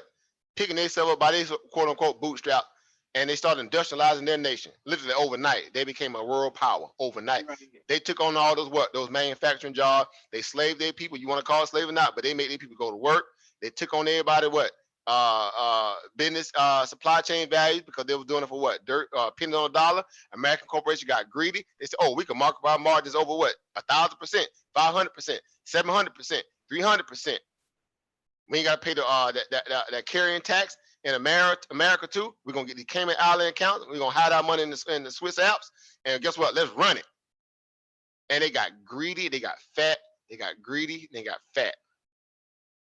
And they hid they what? They taxes. They hid their taxes. What you mean? See my tax return? But they beat you down if you don't have your what? Pay your tax. Always beat your door down for peanuts on a dollar, and dare not beat down the door of these wealthy, greedy behind bastards behind corporations and CEOs. Lock you up too.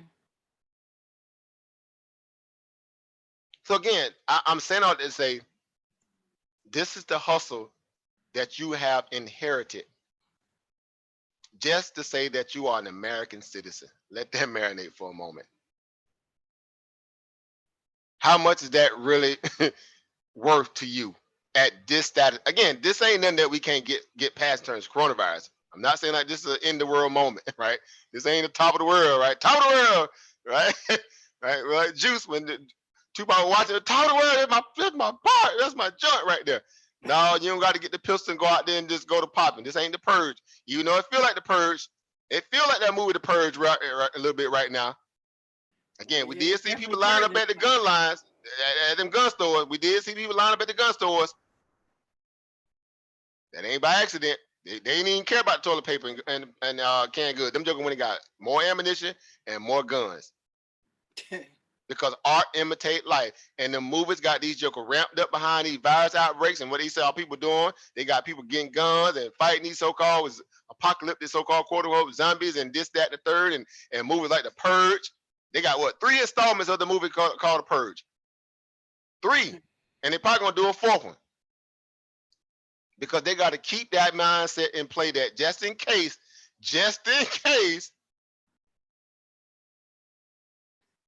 right? Corporate going, I mean, it's funny though, how we just we'll take a lot of that stuff for entertainment value, and it seems fun in passing, but you see people actually out there starting to actualize and plan.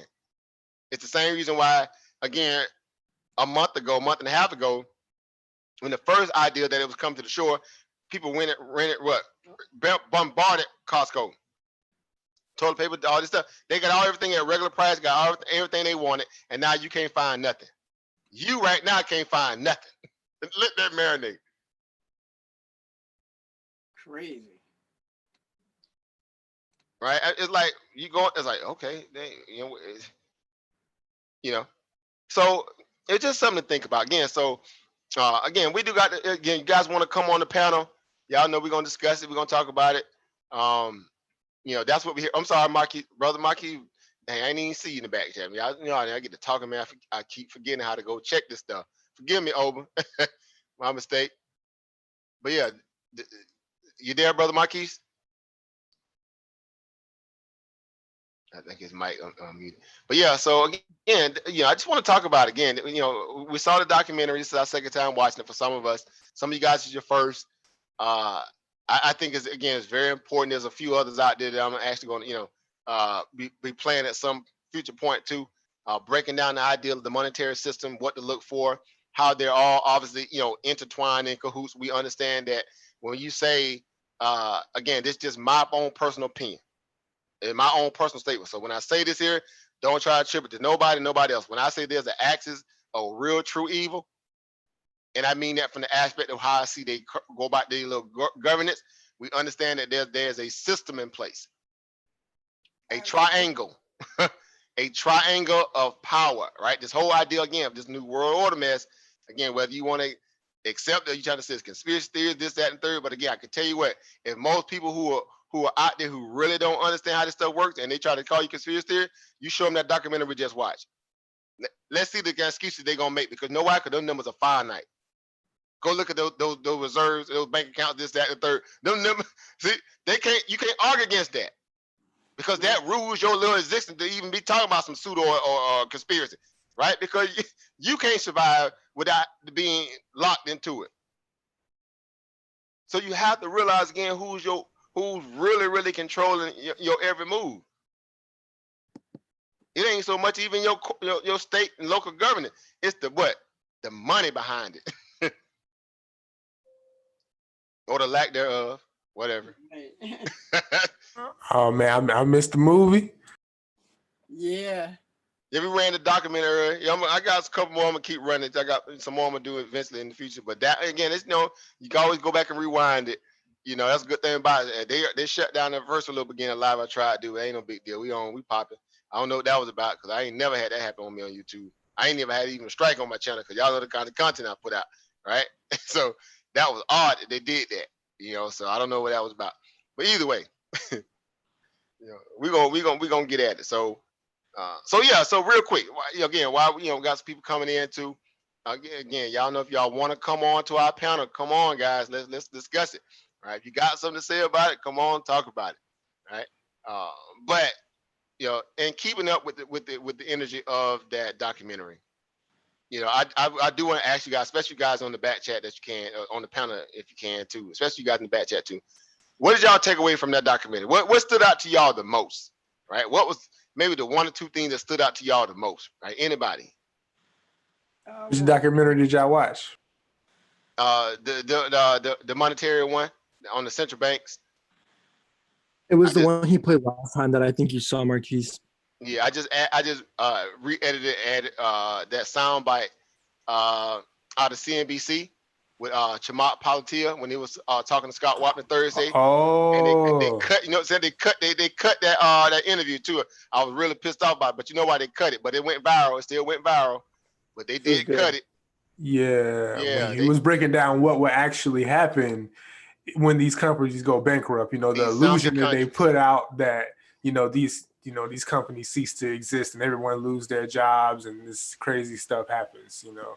That was a great breakdown, man. Like he definitely put it into perspective and just like that the newscaster person, they couldn't even say nothing. They were just trying to think of any way yeah, he's a big pander for that. Again, that kind of matter of fact, let's roll that beautiful bean footage. Let's go in, because some people ain't see it at the beginning of it. Let's roll that bean footage. Then we'll get right into some of the questions I just asked, because you got to understand that, again, like I was saying before, exactly who and what you're dealing with, right? And for us, if we are going to be, again, financial vanguard or financial warriors in a way where we can explain this to our family, our peers, those who might want to get involved, well, guess what? You got a front row seat into the clown, the circus, right? It's the greatest show on earth, right? Starring, Ringling brother and Trump brother, Ringling, Trump brothers, and the Federal Reserve, whatever. Again, y'all know what it is. Again, so if y'all pro Trump, don't get all in your feelings. We just gonna have it. We're gonna speak a hard truth. We're gonna deal with that. We're gonna deal with that only. Right. So real quick, let's run over to that bean footage real quick. Let me share my screen real quick. All right. So we can get at it. All right. Can y'all see my screen? Yep. Yeah. All right. So let me open up the. Let me see. I'll make sure I got it right, because I know how this stuff be working sometimes. You be trying to get it in. And Hold on, when you get a chance, could you put that link in the other room for me? Okay, yeah, for this one here. Yeah, I want to watch it. Okay, I got you. No worries. So let me run over here real quick and open up my microphone. This was a great video. This is so funny. Yeah, oh man, he dug into him like his shock when he's like, yes. He's like, what? They used to Chamath coming always talking from a place of, he always been radical, but he does. But he's always kind of, still, pandered to a degree where they like it, because again, he's young, he's billionaire, he's making moves. Again, they just like when he talking about Uber and Virgin and all the other companies. But at this point, again, this is the part of this is why I love what we're going through, even though I know people are suffering, because this separates the again, it's really showing the greed of Wall Street. Because you even got people like Mark Cuban that came out and pretty much, went on the record and said, hey, ain't no way in the world y'all just going to be bouncing back instantly. Number two, ain't no way in the world you can be talking about giving a corporate bailout and you finna have all the companies still running the same scams that they were running before, executive bonuses and buybacks.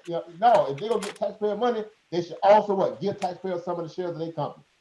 And instantly, what corporations start doing? Oh well, now Boeing did the same thing. They did exactly that. Yeah, that's facts. If our tax dollars got to pay the poor bailout, man, we should be getting some dividends straight up. Period. So let's roll that bean footage real quick. Here we go. Y'all let me know y'all can hear it too. Let me see. I got this.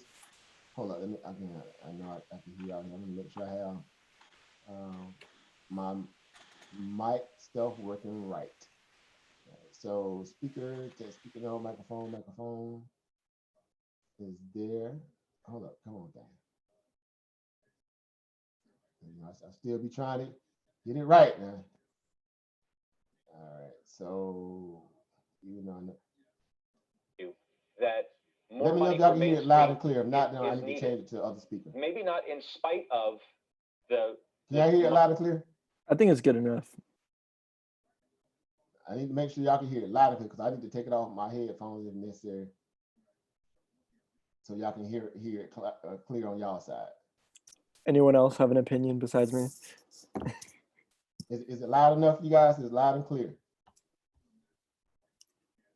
Oh yeah. Can you play it real quick? I didn't even hear it. My bad. And I think we all agree with you. Yeah, it's good. Yeah, I think it's good too. Main Street is needed. Maybe not in spite of the money to all of these companies or whatever that make up the economy as well. That more money is needed everywhere, perhaps. But are you suggesting you keep? Okay, stop right there. I'm sorry I have to narrate this one. I'm sorry I'm gonna have to narrate this one. Okay, did y'all hear what he just said in that first little opening statement there? Do y'all really truly hear what he was trying to say? And how he was trying to bring it in under the guise that, again, this is a one size fit all reality. He was saying that everyone needs money right now, and he was trying to basically equilibrate these huge companies with the normal working person. And yet, to my point was, this is be about who? Main Street, obviously, because you can tell how he tried to kind of come back and formulate his talking points, right? Again, this is not a full interview, right? The interview just didn't start right here. You can tell it didn't start right here. But instantly, he's already perplexed that this guy came out and said that, corporations should be the last in line, if even in the line. So this is him trying to explain away the corporate side, right? Because he got corporate companies watching him that come on here that partially depends on them. He's saying greedy behind, irresponsible behind analysts that come on to CNBC that's pumping this greed wagon, knowing that the macroeconomics is garbage at this point, and they scared to tell the exact truth the way it needs to be told. So let's run it back and now go. And I think we all agree with you that more money for Main Street is needed. Okay. That probably took everything in him to say that. He probably sweating a little bit now. Oh man, they talking about giving money to what? To Main Street, man. How dare they want to give money to Main Street? We're not socialists. Because everything outside of what happened to coronavirus, everything was what? We ain't socialists over here. This is a capitalist society. We capitalists. It's capitalism. Exactly. Capitalism. How dare Bernie Sanders even think about running? If Bernie Sanders makes the president, the Democratic candidate, the stock market gonna crash. Even whether or not he even make it a president, it's gonna crash because nobody wants to deal with what? A socialist. Is that not what they've been saying over the past since Bernie been running? Past 8 years. And the market responds to it. Oh, Bernie Sanders is on oh, he gonna go out to healthcare. Healthcare said the next day crash. We're not socialists. And now they the biggest social welfare rat queens on the planet. And now everybody needs some money because nobody, the Fred printing it like it ain't like he's running out of both pans. Let's roll that beating for you. Maybe not in spite of the money to all of these companies or whatever that make up the economy as well. See, right there. See? That more money is needed everywhere, perhaps. Everywhere. Perhaps. Bad companies, good companies, in between companies, everybody need to bail out now. Notice that. He said everybody, right? Is people in prison gonna get $1,200? Anybody? Is there anybody? Nope. Is people in jail gonna get? Nope. Some of the people had jobs when they went to prison, right? And were paying tax into the system, right? Facts. Some of them probably just been in jail maybe about a week. They won't give college students $1,200. Are they gonna give college students any money? I can confirm that's not happening. But you got mountains of debt that's being accrued right now. If you're on financial aid or anything else, on top of that, you got a mountain of debt in terms of that's already building on you for what? Student loans, this, that, third, which is taxable, mind you. Student loans are taxable. Are people that got to pay child support gonna get any of the money? And they working people. They working. And if they behind $10, $20, meaning behind $10 or $20 or however much, I don't even know what the standard is, are they gonna get into this money? But you got corporations, but how much in debt? Some corporations are in junk bond status right now. Got D credit rating. They're in junk bond status right now, meaning they're default faster than a hooker can meet a John on Skid Row. But they deserve taxpayers' money after they ran these companies in the ground. You see let me just roll it, man. I'm sorry. But are you suggesting, you keep saying propping up zombie companies. Are you arguing to let airlines, for example, fail? You see that? You said you saw his facial expression? Yeah, I was just about to say, you see how he looked like he was disgusted. Like, are you serious? Come on, this is corporate greed. Are you kidding me? Now, how much money did the airline industry blow on corporate buybacks since basically 2009, 2010? It's a data point out there that shows you how reckless they've been, right? In terms of the buybacks that they've been just blowing money on buybacks and not necessarily improving their business model, their infrastructure. And now they want to be the first ones in line for a bailout. Gambling with the rent money. Gambling. Cheesecake Factory. Saying gambling. Just for a joke, make a little rap song, man. Going to the Cheesecake Factory, bro. Whatever little rapper you saying today, I don't know. And now just the Cheesecake Factory got stopped. Now stop going because you got a rapper going to Cheesecake Factory. Get them little dusty little cheesecakes. And now you all of a sudden, but they can't even pay their rent. Literally, can't even pay the rent, underneath their little business. Because they want to also take money and do what with it? Bonuses and all kind of dumb stuff. Let's roll that bean footage. Yes. Why? I mean, yes. Roll that back. Zombie companies. Are you arguing to let airlines, for example, fail? Yes. Fail? Why? I mean, how does that make sense in the broad? You know what? All my Dagger Squad family, that was a dagger. When he said yes, it was a straight point up dagger. Dagger. And you can see Scott right in the face when he said yeah. He just said yeah with it was a potent yes too. Yeah. Like as if he was gonna hear some kind of commentary. He just yeah. And dude like, but you're a billionaire. You supposed where's the code of silence at, bro? You're a billionaire. You're supposed to be on code. You're not supposed to say that. You got to understand it's a punishment. You're supposed to keep keep them hoping. Keep them hoping while we keep getting richer over here at Wall Street. let me roll it. Let me just roll I it. mean, how does that make sense in the broader scheme of the economy? Because it's not, because when you look at what it means, this is why I'm saying, like, this is a lie that's been purported by Wall Street. Boom, right there. Now, a lot of people had no clue or have no clue. But if you understand the game, you understand what's happening. You know it's a lie.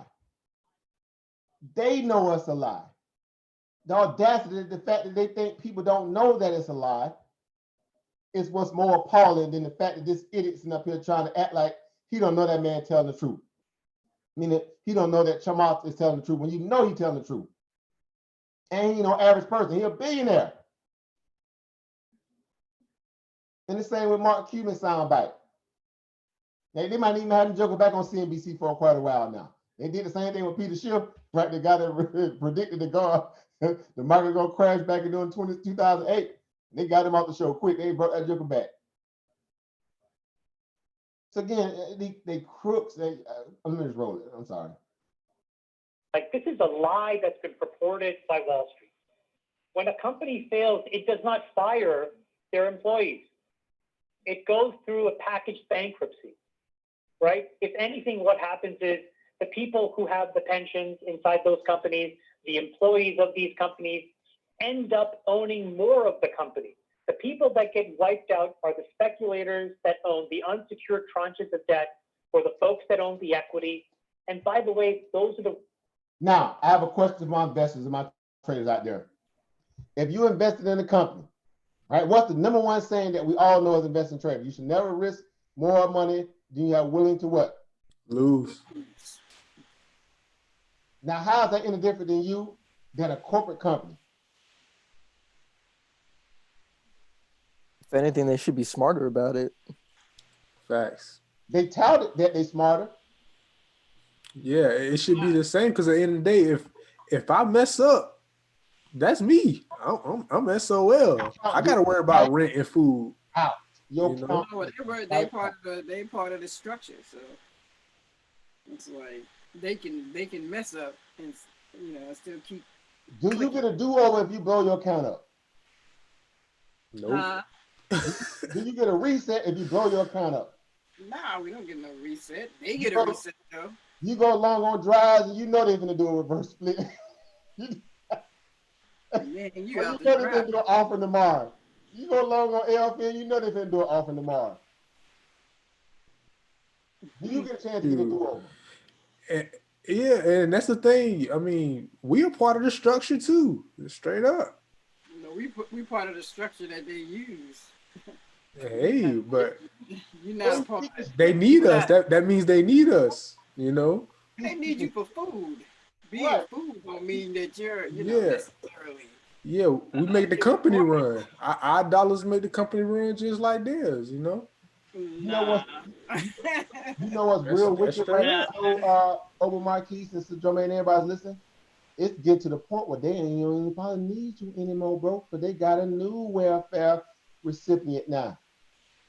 That's what I'm saying. And it's called the who? The Fed. They got the feds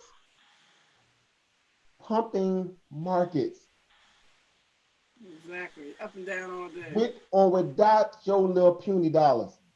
And some of y'all got some big money, but y'all know how, when we say puny compared to what? A hedge fund dumping millions and billions. The same people that Chamath talking about right now, who crying and complaining and got more money than they can even manage.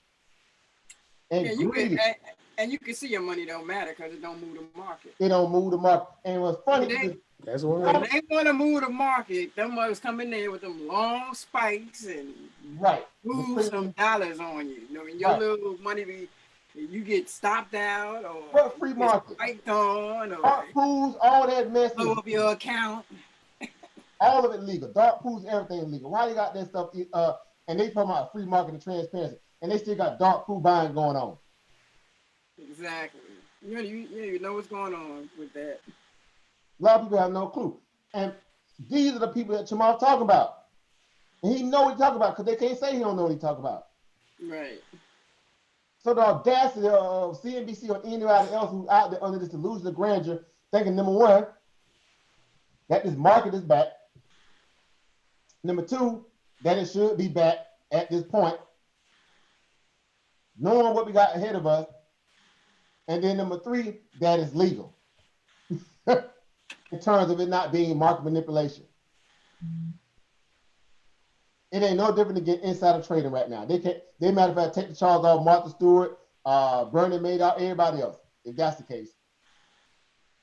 Because now you have a socialist oligarchic takeover of the financial free markets and the Federal Reserve.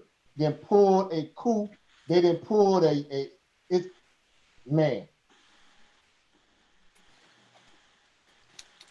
And people are acting like this. Let me just roll that bean footage, man. Let me just stop talking. Let me just shut up and roll it.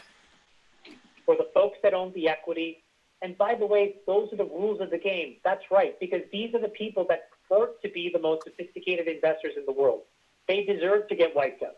But the employees don't get wiped out. The pensions don't typically get wiped out. Why does anybody, I just but understand, why does anybody deserve, using your word, to get wiped out from a crisis created like this? How does it?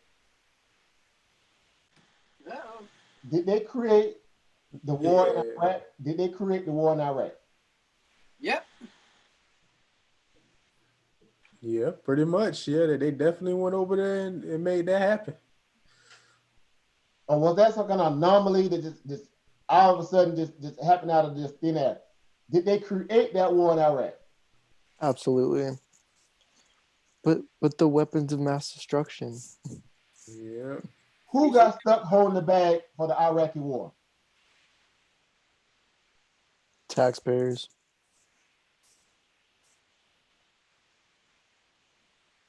This jackass wants you to convince you that even though the coronavirus happened, which again, you talk about having a backstop, insurance, economic strategists who's supposed to plan for moments just like this, all of a sudden these people are non-existent? Do they not tell you that you need to have a certain amount of money put away for any kind of moment like this or rainy days? Yeah, just like we do. Do they tell you instantly even on an employment application that you subject to be what? Let go, terminated, this, that, and third, in the event that the owner decides to, exercise their right to do that? There ain't nothing you can do about that. So everybody got to be responsible. That's on Main Street side of the house, but no one has to be responsible on what? Wall Street or the government side of the house. And yet people still go out there and vote against their what? Interest. To try to prove a point to who? While they suffer in silence, they happy that Boeing get to keep walking around potentially killing people through bad engineering. Lucky Coffee keeps going around cooking the books using American people's money. Not even, they need an American-based company. Using American investors' money and cooking the books and still obviously be in a position in the event that it could have happened, can get a bailout in that same breath. A Royal Caribbean line that's not even headquartered in America want to get a bailout from taxpayers' money in America as if it's a necessity item. These are the people that this jackass Scott Wapner is in there pandering about, and literally like he's about to cry about. How dare you? So again, when you watch that documentary like we just posted, and you realize, like, dude, why are you? If you ain't convinced at this point, I don't know what would take a person to the act. I don't get it. You got to find a way to be your own owner operator. You got to. Ain't no other way around. You got to find a way to be your own owner operator. You got to wake up that entrepreneurial spirit within you and realize that even though you might be having a certain skill set or a certain, trait that or a hobby or a craft that you also do as a professional aspect, but outside of that, you need to have a what? An entrepreneur backbone too. Because guess what? If that other stuff go down and go south, you got to fall back. And your fallback better than your what? Than your primary. Let that marinate. Because the same way Wall Street can run the markets up 13% in a week of all the baddest news you can ever get in a one particular block week, and they care nothing about it, and Wall Street, Main Street still hungry, shows you that they printing this money for who? Wall Street. And Wall Street only. Period. End of discussion. And again, when that bill come due, when people look at the federal balance sheet and it's up near $6.7 trillion, $1 trillion, that's a debt that get passed on to who? Back in that where it came from, or taxpayers. Ain't no do-over with them dollars. Once they go digitally through the banking system and they're accounted for digitally. Now, it was funny too because we saw a stat the other day that there's only about 1.8 or near $2 trillion in actual cash tender money on the planet, meaning cash tangible money. All the rest of it is what? Digital, through assets, liabilities, things of that nature. But there's only 1.7 or 1.8 or 2 trillion in tender cash money that's on the planet. But you got a balance sheet of the Fed, again, is at this point now, what, about 6.8, 6.3, somewhere around $1 trillion. Yep. Crazy. And all that money, again, how much of that money is actually, you would think, in the hands of actual American people? Very little. They're the debt creators under the debt-based society, which basically what it is run you, again, here's the hustle. Again, y'all know my little spiel, I said it a million times. Go to school so you can get a good job, right? No, go to school so you can get a what? Good education. So you can turn around and get a good what? Job. Right? And when you go to school to get an education, so you can go into what? Go to college. So you go into debt. Just try to find yourself what? Get yourself what? Out of debt to end up being in what? More debt. Ain't that the truth? You can't escape it. You can't escape it. Because credit is the belief, as y'all saw in the documentary, that it's an applied value to something that's not even, morally backed by anything. Just the implied idea that it's worth this amount. So they can put a price on your life and then outprice you to the point where you can't even pay it back and then slow grind you all the way to death. When they do that through the food, they do that through these medicines, they do that through all the other little things like that. Again, the same thing that you guys already don't know. But to put it in the context and have these kind of real, sobering moment to the tune where you need to actually start being even more responsible to people around you, because they can't stay asleep around you when you know this stuff. It's like hard, you need to know what's going on. So you'll be walking around here with this old, this old fake smile on your face, acting like everything okay. Like y'all remember that same little meme with the little dog in the burnt house. This is fine. This is fine. You got people right now with that same mentality. This is fine. We finna get them Trump checks. Your bill's piling up. Let me roll that being footage. Let me keep going. I'm sorry. It's created like this. How does anybody deserve to get wiped out? Well, but just be clear, who are we talking about? We're talking about a hedge fund that serves a bunch of billionaire family offices. Who cares? Let them get wiped out. Who cares? That part. They don't get the summer in the Hamptons. Who cares? That part. That's my favorite part. But if you get a clean cap table, hold on, Scott. You don't think the employees of these companies own stocks? Own their stocks, own the company's stocks? You can look on Bloomberg and you can see what percentage of these companies are typically owned by. These things are owned by BlackRock. These things are owned by these huge amorphous organizations, ultimately downstream, and the employee owns a few $100s or a few thousand dollars of Well, I shares. just don't understand. So This my is point like a natural disaster. Why does anybody deserve to get wiped out? Wouldn't that be immoral in and of itself? Now ask yourself, he tried to use the moral talking point. When there's no morality in Wall Street whatsoever. None. Everybody knows there ain't no such thing as morality because you can't use emotion in investing. It's speculative. Therefore, there's no room for what? Emotions or morality. Mm-hmm. It's only what we think this thing is worth, and we're going to invest in it, whether it's good, bad, or indifferent. Because y'all see it just like everybody else see. Bad news is good for Wall Street. Apparently, because they say it's what? It's all priced what? Priced in. Priced in. How can you price in this?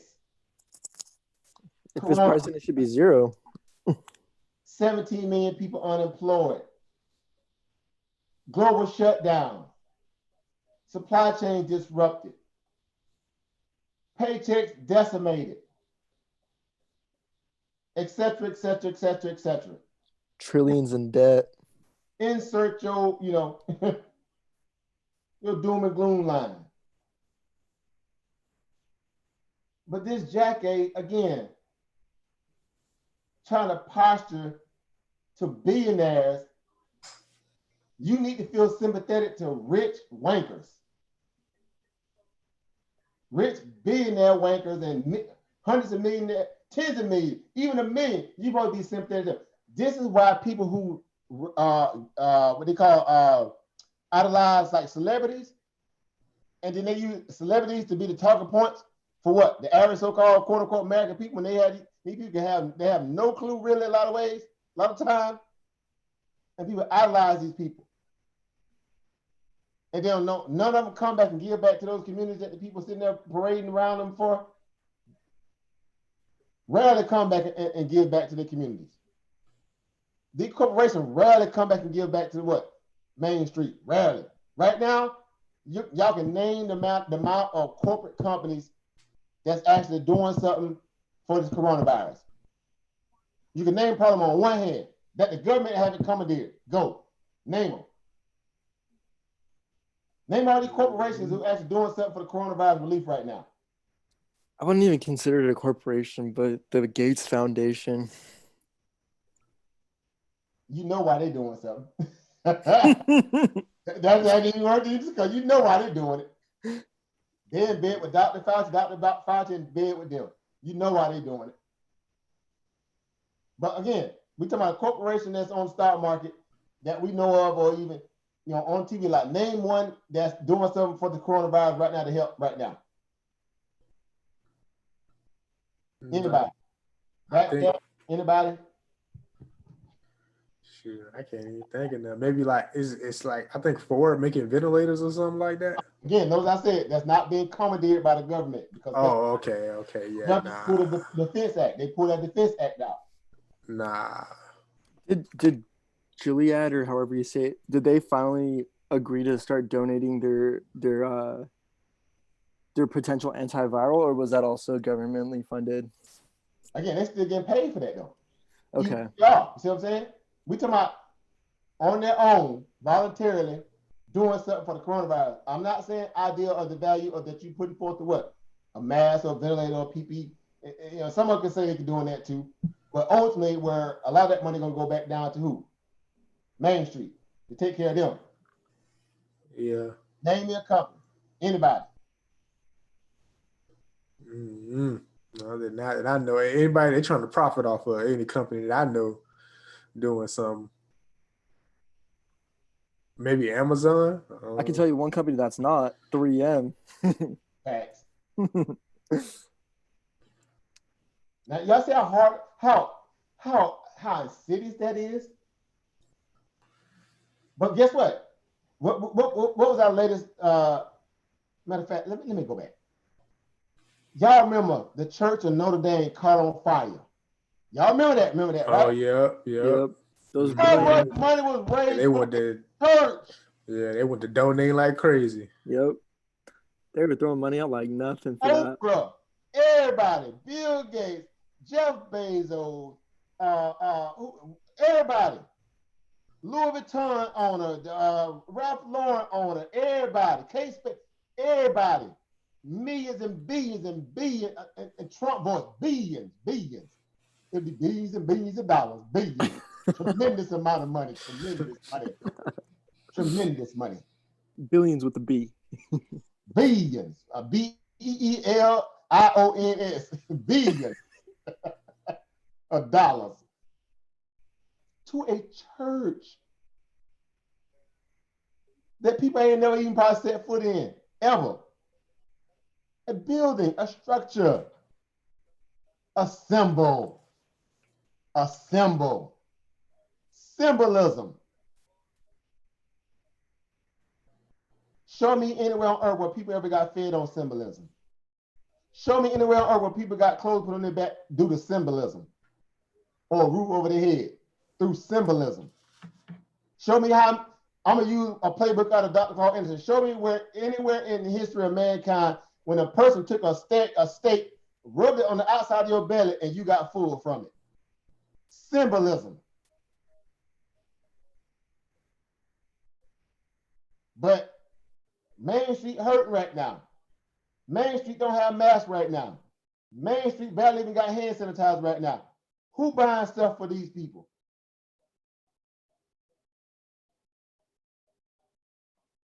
But corporations want what?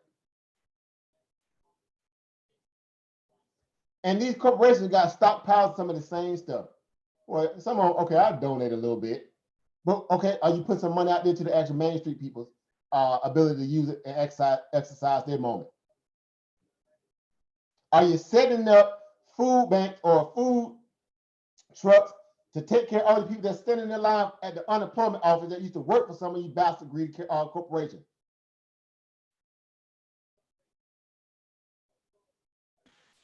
Of course not. So people can't play that game with me or y'all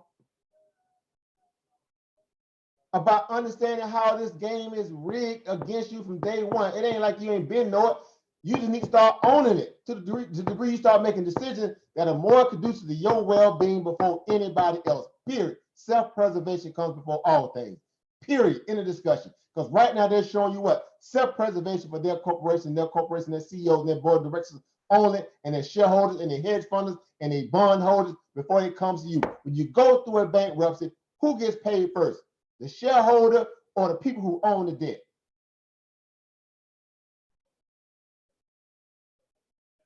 The people who own the debt. You'll be lucky to get anything out of it if you're a shareholder. Lucky. When shares go to zero, your money goes right along with it because you knew you what? The risk involved. Never invest more than you have willing to lose. How in the hell corporations don't have to follow that same blueprint?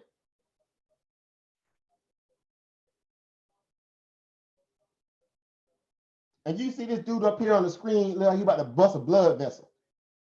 How? What do you mean you don't get a chance to?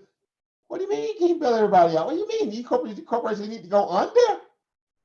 Dude, there's a thing called Chapter 11. They still get to survive after being what? Fraudulent, ratchet. But you don't get that luxury. Miss a payment. Let your mortgage get about a few months behind. Income what? Evictions. Don't nobody run to bail you out. You don't get no do-overs. You can't even miss your tithes in some of these churches. They're supposed to be free. They remove your membership. Membership, keyword, membership to a church. They will kick you out the church in some places for not paying your tithes. A church.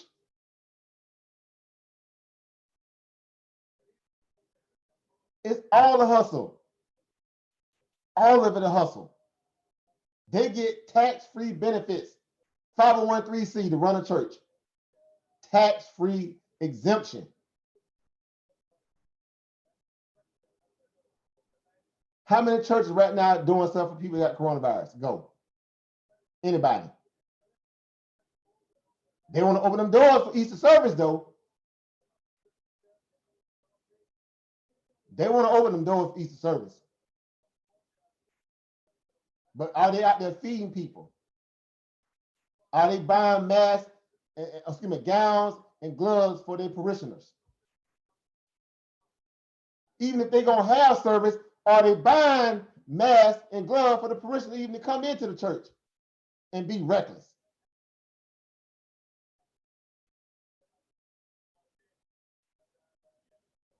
Let me keep playing this. Y'all got to forgive me. Wouldn't that be immoral in and of itself? No, because what's happening right now is what I'll tell you is on Main Street today, people are getting wiped out. And right now, rich CEOs are not, boards that had horrible governance are not, hedge funds are not, people are. 6 million people just this week alone basically saying, holy mackerel, I don't know how I'm going to make my own expenses for the next few weeks, days, months. So it's happening today to individual Americans. And what we've done is disproportionately prop up and protect, poor performing CEOs, companies, and boards. And you have to wash these people out.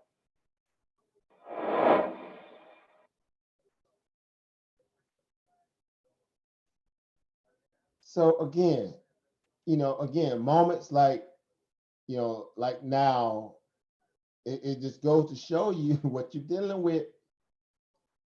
What you're dealing with. People always show their true colors when you put them under pressure. And Wall Street pressure is losing a couple million, losing $1 billion here and there. When they got billions with a B, billions. But again, the average American has how much in their savings account? What was that data point, that stat? Wasn't like $25 or something? Less than 100. In their savings account? Yep. But you're supposed to go to war with that, right? You're supposed to be able to withstand economic downturns and pandemics and corporate greed and you name it. And they want to look at, again, Bernie Sanders as what? Now, I'm not a Bernie Sanders fan or none of that. I'm speaking about the hypocrisy. How dare he talk about paying for free Medicare for everybody? How dare he says he's going to remove student loans? But they're trying to give corporations a debt-free interest, pretty much grant to bail their businesses out. Let that marinate for a moment. To bail them out.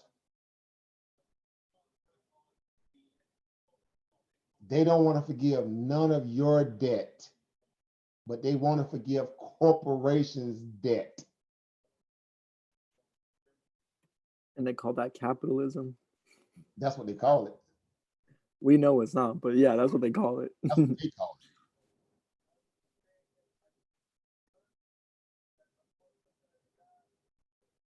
So again, it makes your hair hurt, but you say, you know what? I know better, so I'm supposed to do what? Do better. I need not fall into the okie doke. I need to know how to leverage my life, my finances, my moment to never fall prey to charlatans or any kind of value of a corporate governance, be it state, federal, whatever, too, because they all in the same. It's a business. The United States is a what? Corporation. Facts. It's not a sovereign nation. It was built out of what? Slavery, genocide, and this, that, and the third. So obviously by hand, nature of that, it was a land grab to be able to what? Set up a business hub for those who were coming from other countries to export those wealth and riches back to what? Other places around the world. But ultimately, in the end, it's like any kind of scenario. When it's been used up and they run it in the ground, when like all empires fall, all empires fall. All empires fall. This one is obviously even more of a hat trick because the fact that how it was born, at least the other empires were on their land, you know, you can say for most cases, for at least well over 1,000+ years. They're more indigenous to a degree to those areas, to a degree. This was completely none of that. So again, under the guise of it built its system under the mentality of a corporate capitalistic model. We're going to use all the resources and everything we can use out of this, you know, this new patch of land, bleed it dry, and then whatever left at the end, whatever. We're moving through certain phases right now in terms of that depletion. Again, you don't even really have manufacturing here. You can't really survive if other countries shut their borders off to you. Let them marinate for a moment. Because you've outsourced everything and everybody hide their taxes and hide their money. But again, you let the Fed tell it, they got unlimited ammunition to pump up who? Wall Street and not Main Street. They're gonna throw in a line or two to make you act like you think you're gonna get something, get you all pumped up and excited. But you ain't gonna touch none of that. Not at the level you think. Again, people can't even get these little small business loans to go through. And they would promise that money, you know. Big facts. They having real hard times. Fighting to get it, literally fighting. Then Trump said, I don't know what's happening. I mean, we told him to let the money go and come on, man. But then he used one time, well, at least Bank of America, as if that's a constellation. At least Bank of America, you know, he's trying to make some move. Like, what? Y'all been parking this trash for about a couple weeks. How the heck you ain't got this stuff ready? Because you don't want it to be ready, because you're trying to stall everybody out to get them back to work. Yeah. And most of these banks, yeah, my bad. I was saying most of these banks aren't even allowing people to get these loans if you're not even with them. You know, like they again, they cater to their own people first. Yeah. Sister Monica going through that right now. Y'all seen, you know, her bill she done on that in terms of the small business loan. Sister breaks it down to a T. Y'all know Sister Monica's a gem in the community because she demonstrated that profession. She running a business. She procures government grants. She knows exactly what she's dealing with in terms of what she's having to deal with. They're giving that woman a headache. And she's very knowledgeable in this field because this is what she do. Now, before this, that stuff was happening like this. She was getting it like this. Those things were happening like, you know, snap of a finger. Now, all of a sudden, it's like the hardest thing. It's like pulling teeth from a lion. Good luck with that. A wild lion. Go pull his teeth. Yeah, good luck with that. right on out there. Good luck. So again, it's not out of our understanding that I always tell people, you know, right now it don't seem like it to a lot of ways because you think you got the comfort of being in this country that it can just easily, everything can always be all right. Again, that false narrative, everything gonna be all right. So that means you got time to kind of what? Postulate and play around a little bit. But what you're not willing to understand and see and own is that the more, you know, I would say this, the less time you spend trying to find ways to challenge the status quo, meaning get outside that normal rat race or get off that hamster wheel, right? The more you're gonna find yourself tied to it, dang near a lot longer than you ever thought you probably could ever got off of it. Or you might get balled and chained to it for life. That's the part about people don't want to deal with. Y'all know those people that were happy to have worked 20, 30+ years for the same company. And again, you look at the trajectory of their pay over the years and you say to yourself, is it really worth it? When you put a valuation on your life for the value to make somebody else wealthy, you say, okay, I'm putting a forward PE of maybe six value PE on my life for this corporation. The corporation is at, let's just say hypothetical on the margin expansion value, about 50 to 60 to 100 PE. If not more, obviously. You come out better on your own business.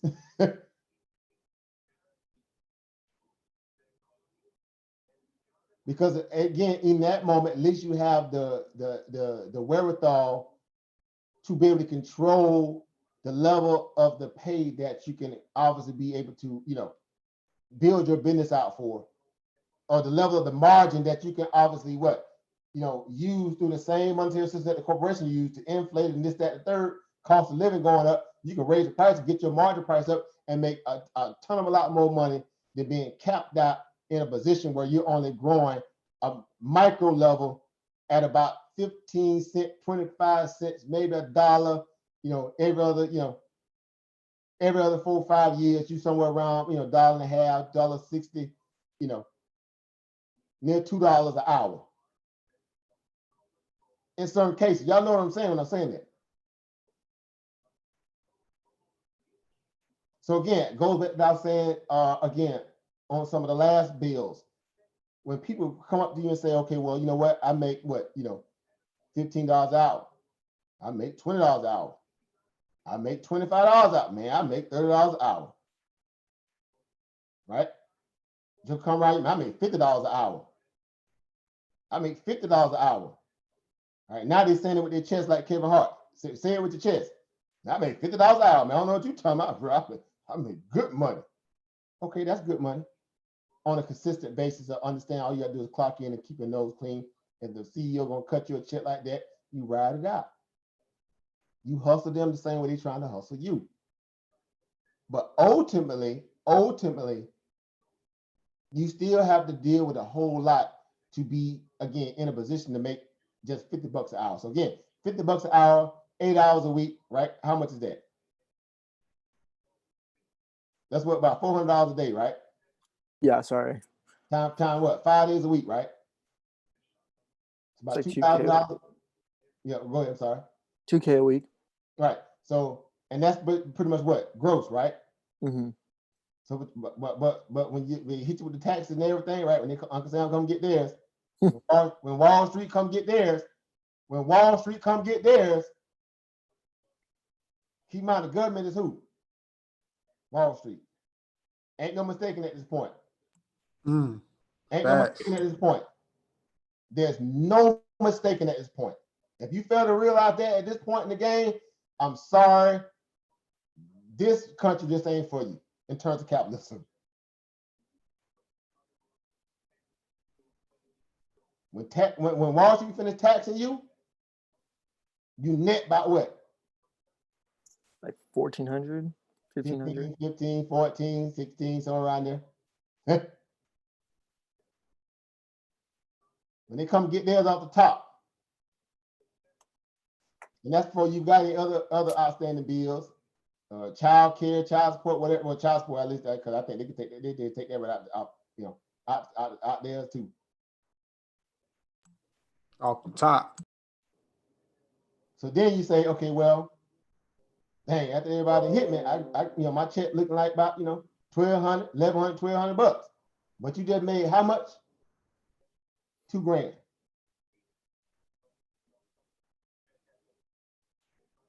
You see where I'm going with this? All that you had to put up with just to walk away with that. But you walk around, again, and nothing wrong with it. I'm not down the value of what that produces for a person, in terms of how to be take care of themselves. But y'all get my point.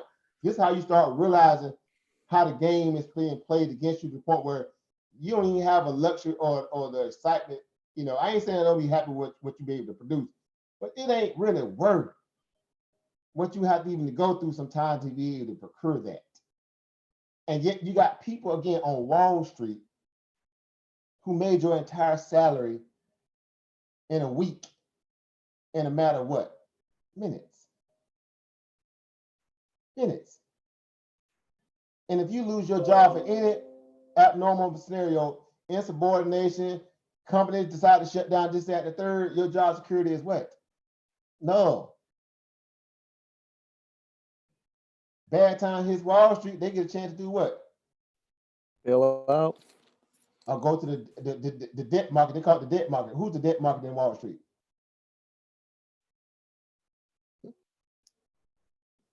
Shareholders. Public offerings. Public offerings is just that they go borrow money from the what? The shareholders. Yeah. Your shares get reduced. Essentially, your gain value going to a debt status, even though you still might be in profit, but you just lost a major share of your gains in a matter of one public offering. Obviously, the price crater, you know, it don't always happen, but most times you do an offering and stop coming down. But they can keep doing that over and over. It's a revolving door. And they still have, again, the ability to go to what? Hedge funds and underwriters and all that too, to borrow money too. So they have an unlimited pool where they can just pull money from at any given moment. Easily too, easy. It's as simple as filing what? The paperwork. As soon as you file paperwork, you can do a debt offering what? The same day. The same app. Just typing some numbers in the computer and having a little certificate, whatever. Done. We've seen people so nasty, they do an offer in the middle of the day, in the middle of the trading session. Stop spiking up, do an offer right now. Stop. That's not. Dump it. Trapped all those shareholders in there.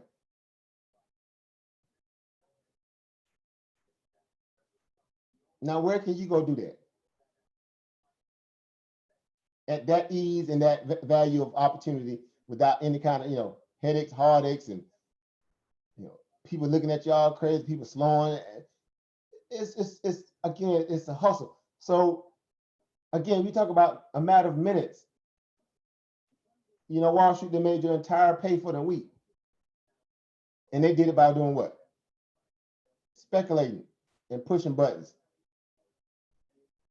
Of the fact that the employee at that same company, you know, having to go out and grind for that hourly wage so the company can, you know, y'all know the rest, margin inflate their little prices on their product or service, and also go to the equity market to pull money from that too if they need to get more money. Y'all see where I'm going with this, right? Yep. So how can you convince yourself that you don't need to understand the game in terms of how it's really being played? The key phrase in that, how it's really being played. To know all the key culprits that's in it, from the government all the way down to the corporation side, i.e. Feds, the company, and the White House, and everybody, administration, stuff like that kind of stuff. Because all of them get paid first off your labor. Uncle Sam, he missed into that too. Nobody getting spared. Matter of fact, I saw the article just today where over 200 some odd people now being infected with the coronavirus that was on that USS Theodore Roosevelt ship. The same one that captain blew the whistle on, and the commanders were slow to drag their feet to go save them people. That Trump them just overlooked and left them out there to catch that virus. Now pretty much a lot of them getting sick now. Because these people want to play corporate greed games. We got to get the economy open. We got to get it back. It wasn't made to be shut down. Just huffing and puffing and this foolishness. Pumping people's head up to sit still and get nothing. Again, and ain't nobody coming to the aid of Main Street. So guess what? Main Street has to learn how to pull themselves up by their own financial bootstraps. I'm making a new statement now. pull yourself up by your financial bootstraps. Not no bootstraps and blow your back out, your knees out, your elbows out, and all that out. Pull yourself up by your financial bootstraps. Learn how to hustle the people that's hustling you. Do it through the same systems that they're trying to pimp you through. Oh, that's right. Period. Because they have no morals. This Jack A. Scott Walton just said, ain't that immoral? Not to bail out crooks, criminals, and thieves, and robbers, and scammers, and frauds. Why wouldn't you want to bail them out too? Main Street should put that. Well, you ain't gonna bail out the college kids. They trying to build a better future. They're gonna inherit all the debt that you building up right now. You don't want to bail out the prisoners. You don't want to give them no money. They making license plates, furniture, all that kind of stuff in prison right now. Making 30 cents an hour, 70 cents an hour, 50 cents an hour. You want to bail out a person that's behind on child support, maybe about $100. $100. You want to give them no stimulus check. Seriously? And they working, gainfully employed, paying taxes, as if they ain't hurting from the same shutdown too. They can't go to work. Ain't got a bill that ain't gonna stop. They ain't gonna put a moratorium on that child support check. Let that man in for a moment. Are they gonna put a moratorium on child support, knowing that you ain't got no job right now? They're doing it for light bills, rent, eviction, this, that, the third, no interest on student loan, no interest on mortgages, this, that, the third. Are they doing it for the same for child support? Nope. But they're gonna not give you a stimulus check. Is if you still wasn't gainfully employed, paying your bills, and also trying to pay child support. You see the hustle going on here.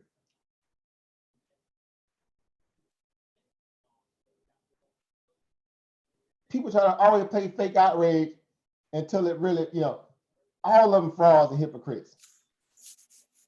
And then majority of them don't understand how the game really is being played against them. So again, they fight against their own people and they vote against their own what? Interests.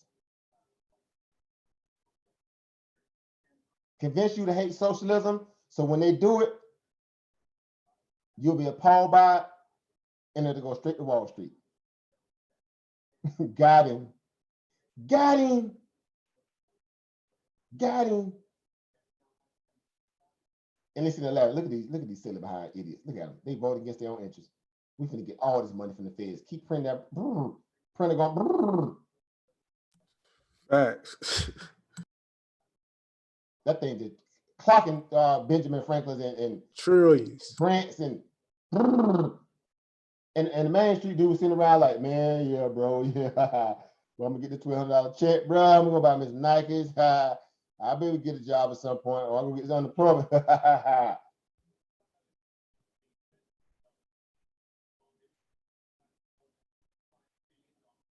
Then to get that money come straight to you or someone equivalent. Bro, how can I grow this? How can I put this to work? Because I know it ain't coming like this ever again in probably mankind history where they would do something like this. This is an anomaly.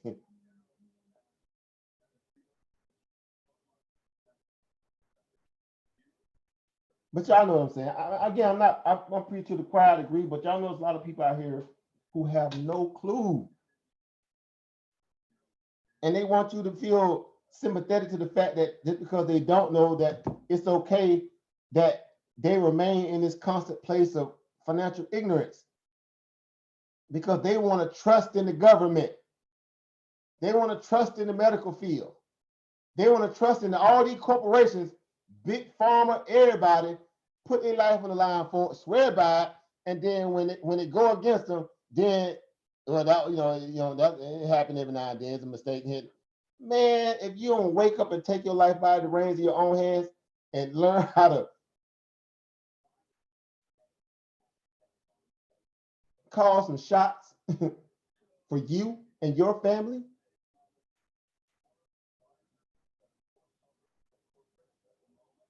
So again, this is why this stuff is important again, like I was saying before. So again, surround yourself with people who are already in. Again, we here for a reason. We here for a reason. I know it's late. It's late. God dang, it's late. I just looked at the clock. But you know, again, for what it's worth, you know, we need to have moments where we can circle our own wagons too. When I say we, meaning us who are in this in the game of financial literacy in a way where we realize how to again take the onus of what the entrepreneur really is all about and apply it through different, you know, aspects of being, again, whether you own your own business too, whether you got some property, real estate value, again, whether you're just straight equity-based trader, right? Or Forex, just that third, i.e., you know, all the investment values that are done through, again, the brokerage aspect.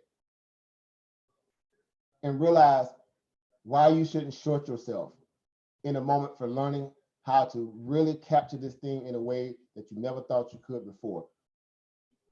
Because again, watching that documentary alone shed so much light into what you probably already been thinking in the back of your head, and now it's kind of like validated it a little bit. It validated it a little bit even more. You should even go even harder now to get your portion. To get your portion. Because you know you're dealing with who?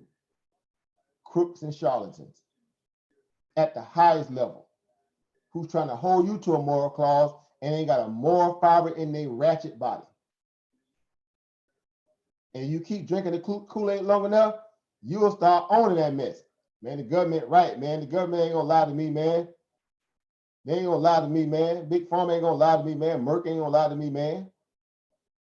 Walmart ain't gonna lie to me, man. Amazon ain't gonna lie to me, man. Man, what you talking about, man? You crazy, man.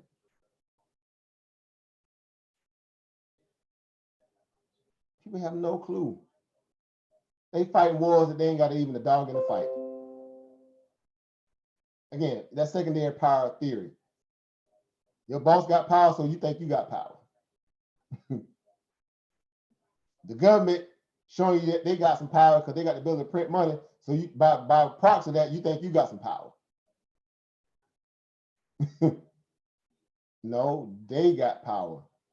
You got debt. Or you get in prison. Because if you can't keep up with your debt, they're going to put you probably in prison, or y'all get it. You know, so again, we're going to go hard for what we believe in terms of what we can utilize in this, this, I don't know what to call it, this circus of a reality. So we can all, benefit in a way where we can take care of our family and our friends. When I say that, family, friend, mean your peers, people who are serious about wanting to change or be a part of something what we're doing. Because again, the one thing that I always say about this here, again, we don't own the stock market. We don't own this. We don't own it, but we're being fleeced by it. Right? You're being fleeced by it. Because your money, in terms of your taxpayer dollars, is being funneled into it to prop it up. Indirectly, you own it, but you ain't benefiting from it. It's like your birth certificate. Your birth certificate is worth, $30, $40, $50, $60,000 right now. A lot of y'all don't even know it. It's worth about $30, $40, $50, $60,000. It matured, right? Especially, I think you're over the age of 25, 27, 28. That birth certificate then matured. It's a bond. It's a CUSIP. It's a prospectus that was put on your life when you got your Social Security number. Yes. Go to the Treasury Department, pull it up, put your birth certificate number in there. It's a CUSIP number. It's going to show you how much your bond is worth. You can't even cash it out.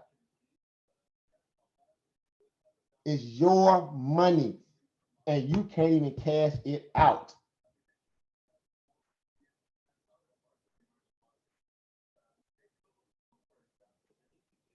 Again, it's, man.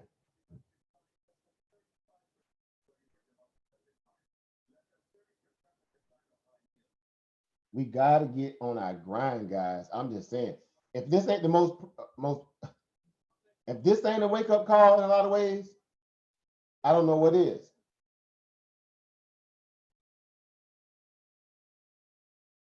I'm serious. I don't know what is. Because for me, again, it's a no-brainer.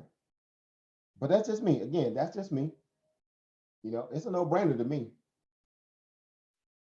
Again, remind me of what is that, Curtis Jackson?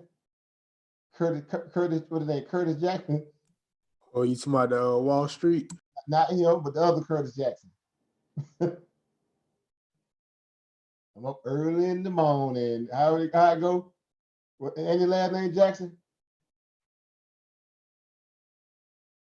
Get rich or get who? Get what?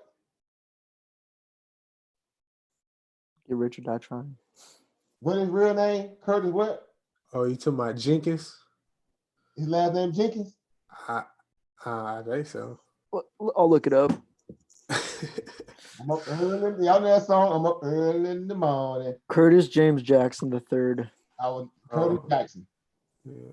I'm gonna say it in my southern voice. Curtis Jackson. You know, in the South we say Jackson. You only say Jackson. Jackson. Curtis Jackson.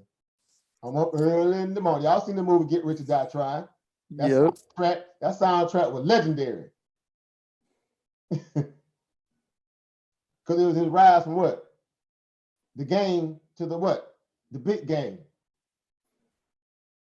He learned how to out-hustle people that was hustling him. I ain't saying the way he did it was out, with laudable and praiseworthy in terms of the drug aspect of it, but he used the game, the system, the same way he do it. Big Pharma do the same thing to you right now. They hustle you right now on what? Medication. On opioids and this, that, and the third, and side effect. This hydroxychloroquine is what? Big Pharma hustling people. Side effects, forget about it. They're gonna tell you that what? It's far from between when people's dealing with side effects, it's a gamble. You should never be willing to invest in something that you're not willing to what? Lose. It's the risk behind medicines, is it not? Mm-hmm. It's the same thing. How many people stop before they get a medicine or go into surgery and say, hold up, doc, give me a second, man, I gotta research this real quick. I'll wait. I'll wait. Hold up, man. I need a Google moment before you hit me with that anesthesia, doc. Hold up, doc. Hold up, doc. Hold up. Give me a second. Let me research this real quick. I'm having second thoughts, right? Let me research. How many people actually do that? I'll wait.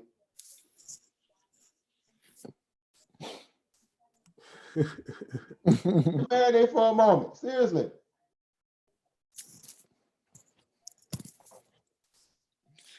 When it comes to your money or your financial disposition, how many people take that same approach?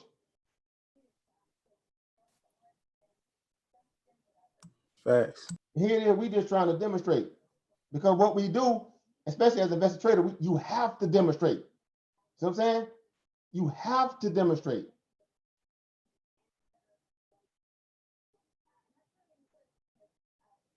Ain't no if buts about it. You have to demonstrate. But you come into an unlimited pool. This is an unlimited pool of access and resources. So much so that these corporate greed jokers, they so spoiled in it, again, that even in a moment like this, they can't stand that the market can even be down 2 and 3, 4, 5%, 7, 8, 10%, 20, 30%.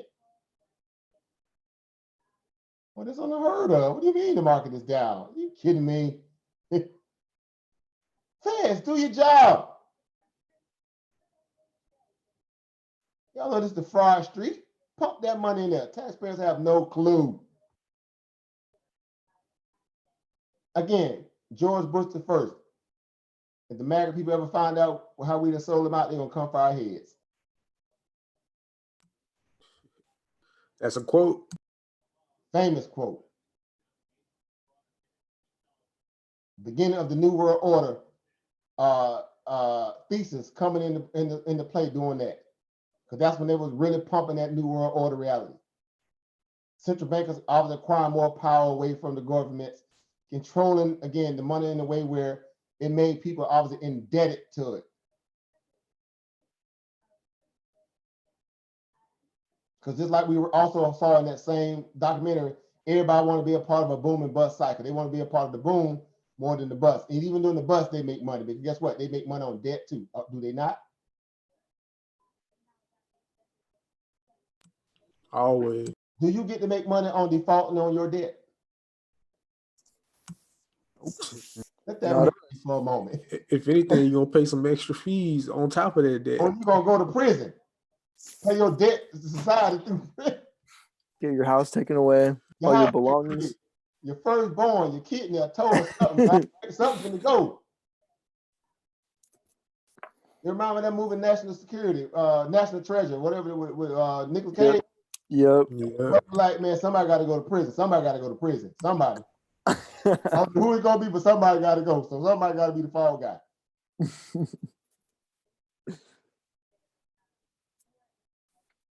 So again, people can't convince me that they have it out of control. I don't care. Again, no disrespect. I don't care how many degrees you got. I don't care how much, you think you this, you that, how many, name brands that you got in your closet. Okay. And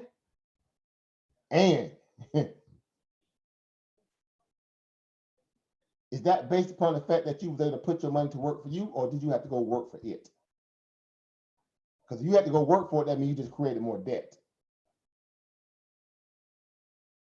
If you put your money to work for you, that means you actually moved away from the value of the debt load and moved into the value of the surplus. Meaning you're using the system in a way it was designed under the capitalist society.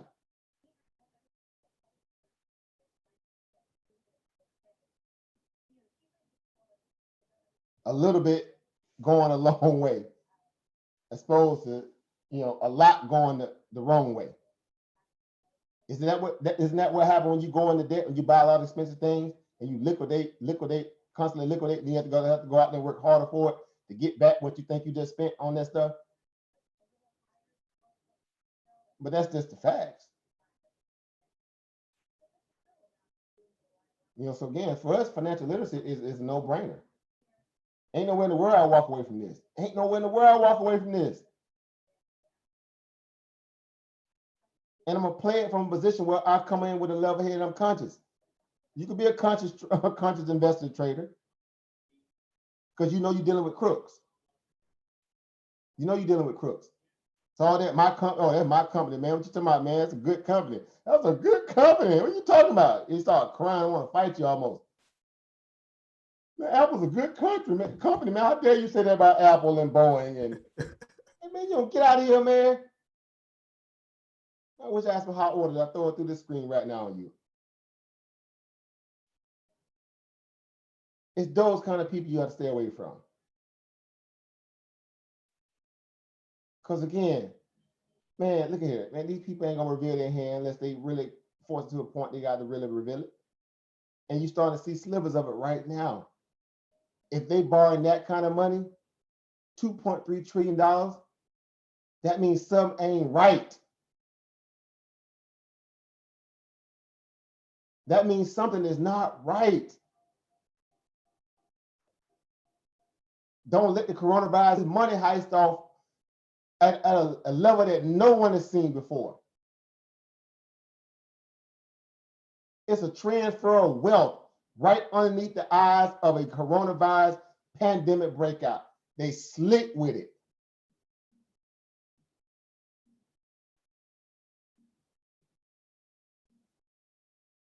So if they're gonna pump 2.3, then the last month so it's been over about what about near 3 million, 3 trillion something plus into the stock market.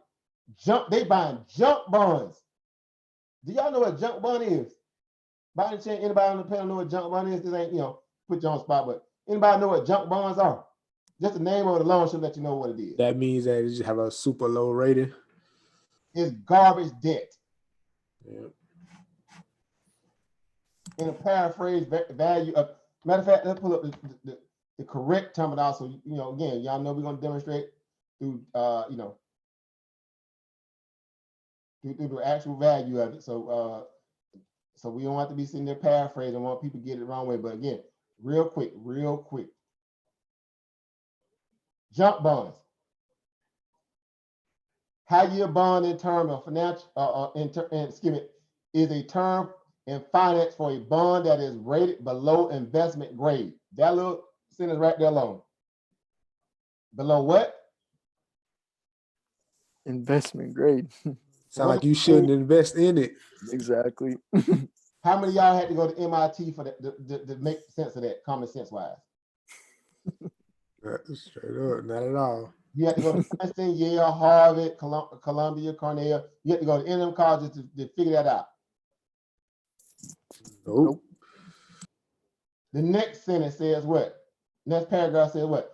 These bonds have a higher risk of default or other adverse credit events, but offer yields than better quality bonds in order to make them attractive to what? Investors. They so dusty and they so dirty and they so cheap. You got people that actually go out there and invest in them. I think the actual ticker symbol in the market is it HY? I think it's HYG. If I ain't mistaken. If I'm not mistaken, I think it's HYG. And would they have them bundled up in there? It's a ticker. Yep. I think that, yep. If I ain't mistaken, I think it's HYG.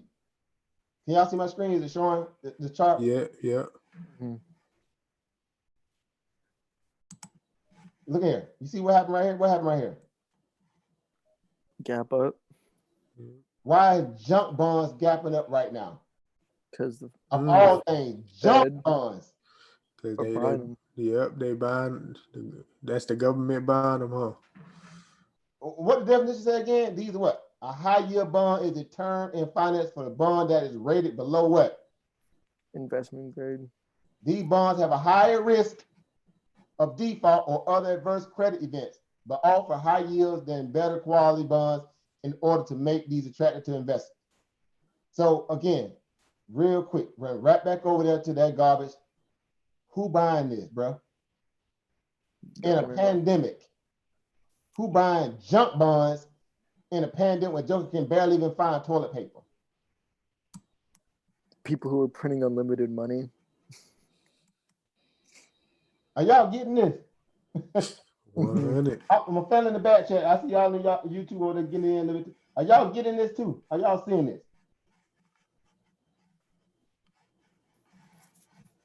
Yeah, man. Yeah, That's crazy. understanding that, man, is invaluable. It's invaluable. Junk bonds. That's crazy. Again, you can't even buy your own debt. You can't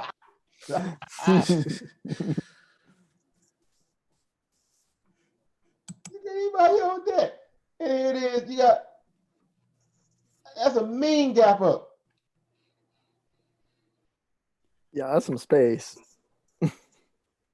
Junk bonds, bro.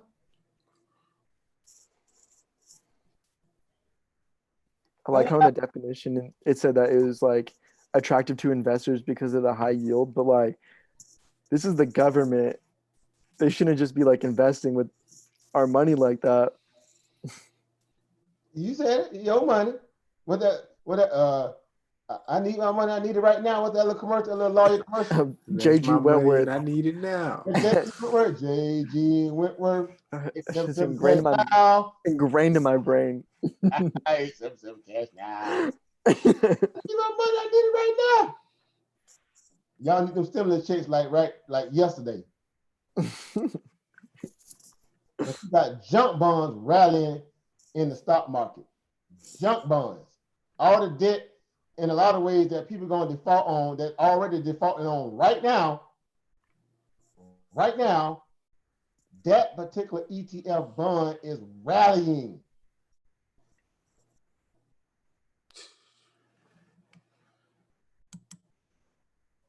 So when I said you can't even buy your own debt, I mean, if you don't know how to play the game, you can't even buy your own debt, because if you know how to hustle the game, you be over here buying your debt right now. You be buying your debt. Apparently, somebody gapping up what? Junk bonds. I ain't making this stuff up. Again, we deal with that over here. We don't deal with hyperbole speculation. Even though it's goofy and it's manipulating, it's ratchet, but you dealing with absolute. Once that price settles, that means that's what it is, whether you like it or you don't. So they rallying junk bonds, bro. They buying everything, is my point. Everything.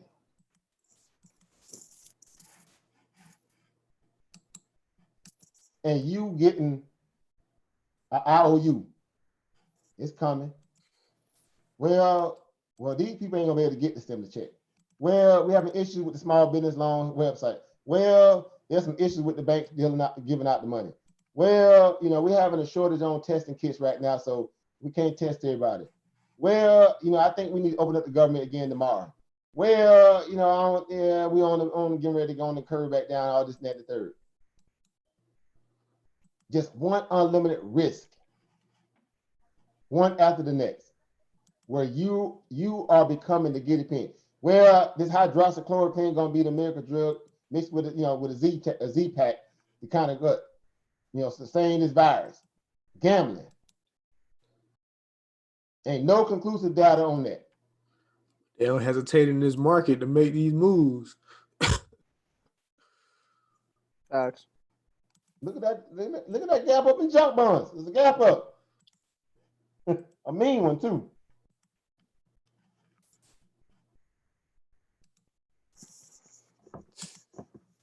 So again, I know it's late, guys. I thank y'all for tuning in and hanging out with your brother this late. Again, y'all already know how I feel about it. You know how I already feel about y'all. We some warriors. So I'm always grateful and humbled that you able to hang out. But again, for some of us, we would have been at the club or just hanging out or doing whatever anyway, at the movies, eating, whatever. So this right here better than the price of steak right now. I'm sorry. I'd rather say something like that, but this information is better than the price of steak right now. Facts, man. Sitting up in some old swanky behind restaurant, trying to prove that you can afford it, which you probably can anyway, but still, when Can I ask you a question about something? Yeah, go ahead. What's your opinion on oil right now after the OPEC Plus meeting that said that they're like kind of agreeing on some cuts, but they're still not fully there? And even with the cuts that they want to make, it's not even like enough to even get close to limiting the amount of supply that's being dumped into the market. I'll give you one phrase only. Then I'll go into detail. It's chess, not, and it's the rest. It's chess, not checkers. Oh, not checkers. Sorry. Yeah, my bad. Who control their interests? Saudi Arabia right now, I think. And who else? Russia. In the discussion. Who's in trouble right now on a global scale and dealing with this horrific aspect of this pandemic more than anybody right now? Saudi Arabia, Russia, or America? Definitely America. So how can they call shots? I don't know, even that's my thing. I was like, I don't even know how they're trying to call shots right now when they have no power in this argument. They're talking about wanting to argue with Saudi Arabia, even though they could just keep dumping supply and just taking out every other oil supplier and just have a monopoly in a way. So think about that. And then the whole of all of 2017, 2018, 2019, Trump kept doubling down that, our wells are online now. We can print our own oil now. We can blah, blah, blah, now. Like the song about Juvenile. You think you bad, huh? Now. How that song, y'all know, I forgot even how that song goes. You think you can make you a paper chaser? Oh, now, huh? Bro. And you got Trump sitting up there touting that because he know how to gaslight the algos, try to buy the ratchet little oil market commodity stocks up, and it ain't working the way they really want it to work, because the Saudis and the Russians have a mutual exclusive agreement to protect their best interest over who? Anybody else on the planet. Outside of that, they closest allies who? China, not America. China, and that's even with America going in, overthrowing Iraqi government for a fake war that we spoke about earlier, thinking they can control it all, and then they lost control of it. And these same Iraqi people want them out of their country, which they had in mind anyway. And now you still got these people trying to call shots from afar on somebody else's sovereign land. I'll wait. The arrogance. And people say, well, why would you say that, man? Aren't you also voting against your being unpatriotic and voting against your own interest to say something like that, like as if they're trying to make you be more to some thieves and robbers and crooks and liars and warmongers. They want you to side with that. Just so you can get, higher gas prices. Heck no, I don't want to pay no higher gas prices. Flood the market with oil. Like my gas cheap. I haven't seen these prices in California forever. Bruh, Biscuit Wheels, Gravy Valley, flooded.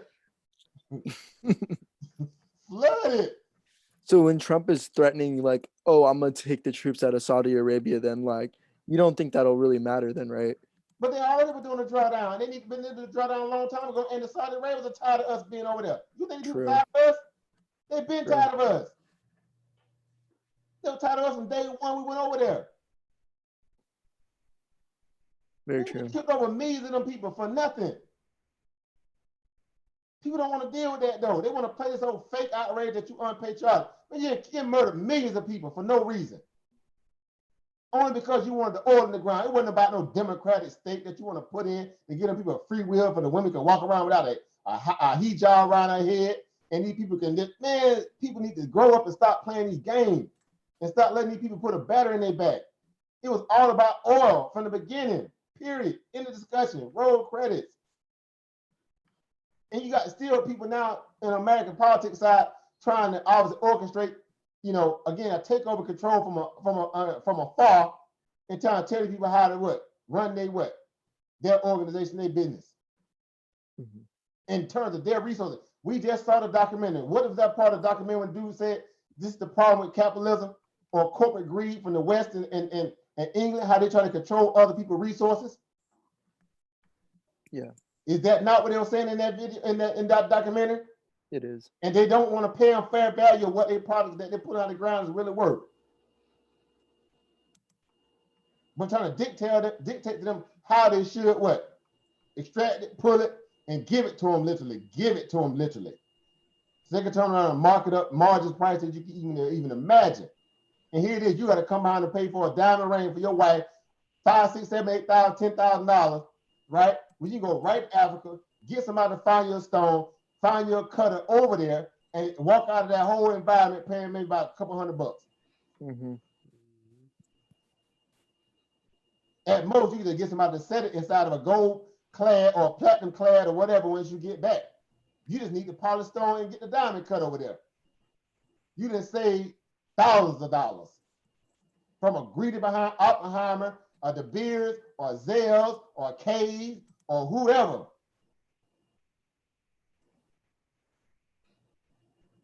It's the same with the oil market. After Saudi Arabia, after 9/11, they want you to be convinced that you're supposed to be happy to pay the prices as if they were paying this $6 a gallon at some point. In California, it was horrible in California at the peak of the gas price. If you've been over there that long route, you know what I'm talking about. Man, you pay crazy money. It was around Newport Beach and them areas. Man, look, bro. It was bad. You're gonna pay $11 a gallon, but you talking about, but look. You want to get something to eat or you want to go down the strip tonight? Which one's gonna be, girl? I can't do both.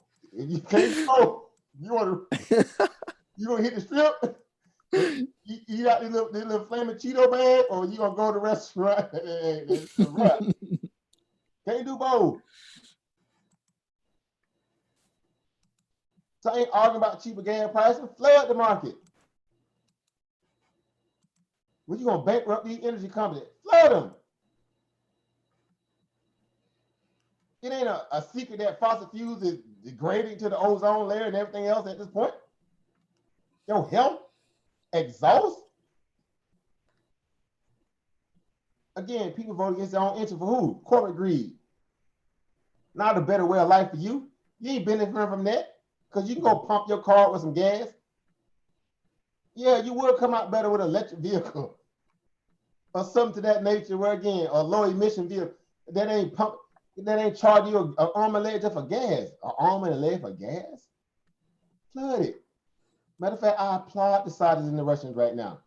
Flood it. I agree. And they mad over here. They mad. Halliburton mad. because they can't make money off them. Slumber J, mad because they can't make money off them. Occidental Petroleum, mad because they can't make money off of them. Exxon, Chevron, mad. Marathon over there on the coast of Africa, right down on the west coast, skinning it. I mean, look at it, skimming off the top of the people natural resources and paying them peanuts on the dollar. Get all that sweet crude oil out of the Guinea region, Equatorial Guinea, on that area. Marathon Petroleum over there running amok. A company that even, not even a indigenous-based company. They over there on somebody else's land, siphoning oil up out of the ground, paying the peanuts on the dollar, barely giving back to them communities, and then upset because, again, they want everybody to cut the oil production around the globe. Now, here's the thing. Now, y'all know, here's where it gets interesting. And this is how nasty these people are. Or the airline industry benefits when it's cheap what? Yeah, oil. So why would they have an issue with a surplus of oil? When they make their biggest expense in the airline industry is what? That oil. Fuel. That's their biggest carrying cost. In a lot of ways, from an operational standpoint, is it not? Yeah. Is it toilet paper? Is it a little cheap little peanuts they have on there? The little 2-ounce Coca-Cola they serve you? A 2-ounce Coca-Cola can. Like, man, what's this? You can't even give you a 12-ounce. They got to give you a little, man, they coming up, man, you don't get a little midget drink up out of here. Do I look like a midget to you? I got 6'2", something out, 200 something, man, you want to get out of that? I don't even drink that trash, but if I did, man, stop. But charge your arm and leg for extra carry-on bags, this, that, the third, for extra leg space. They charge you dang near for every inch. Literally, did y'all see the model how they charge people for flight seats? They literally charge you by the inch. And seat, row, all that. These people are maniacal, bro. They maniacal. Follow this stuff and see how these people get over. They squeeze you so they can squeeze more money out of your wallet. Literally. And then they turn around and do what? Buy shares with their money. Shares, buybacks.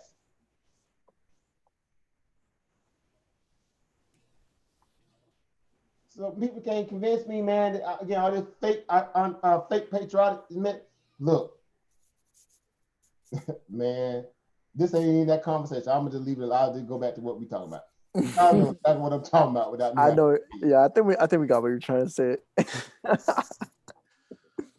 You better learn how to rule your own castle with an iron fist. Get your head out the cloud. Stop trying to act like you can speak for these people that definitely don't speak on your behalf, and learn how to live life on your terms in the discussion. And the only way you can do that is to produce your own FU type money. Because without it, you subjected to them saying FU to you. Get back to work.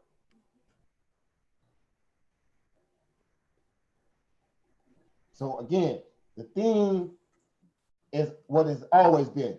Out hustle those who trying to what? Hustle you. Why wouldn't you? Why wouldn't you?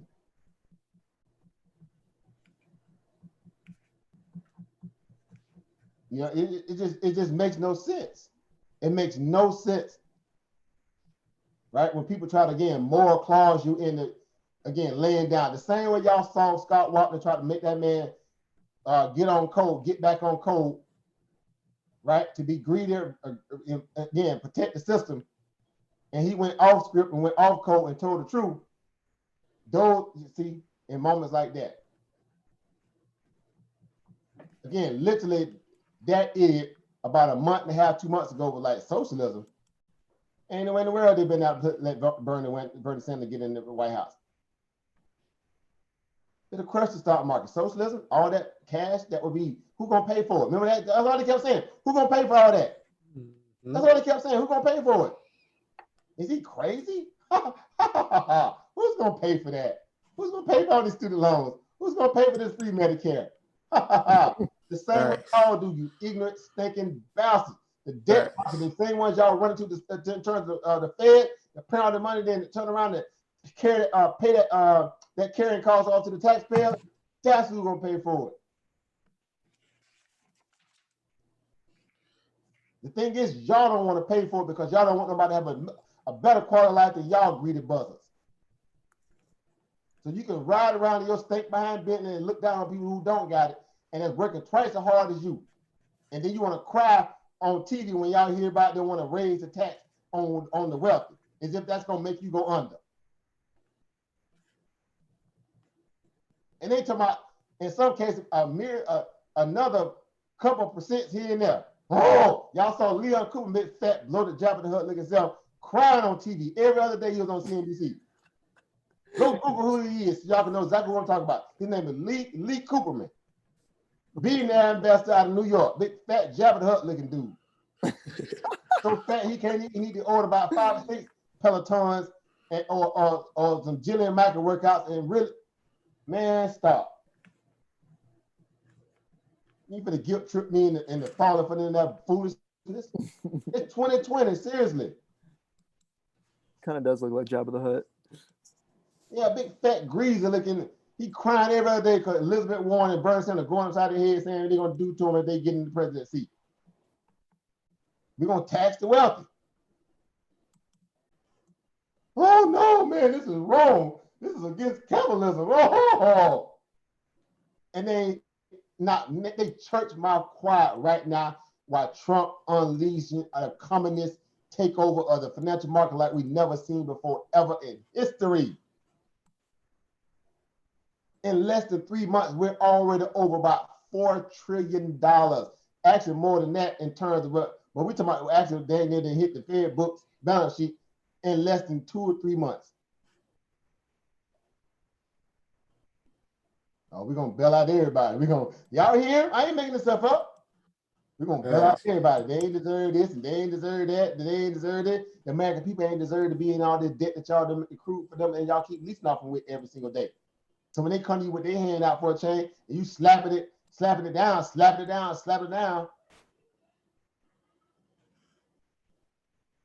get back to work. People still ain't getting hazardous pay. Last I checked, knock on wood, is this thing on PSA? People still ain't getting hazardous pay to be out there working right now. Wegmans, Whole Foods, I ain't seeing people walk around there that actually work for them with masks on. Every employee in there should have at least a mask on. A face shield and gloves.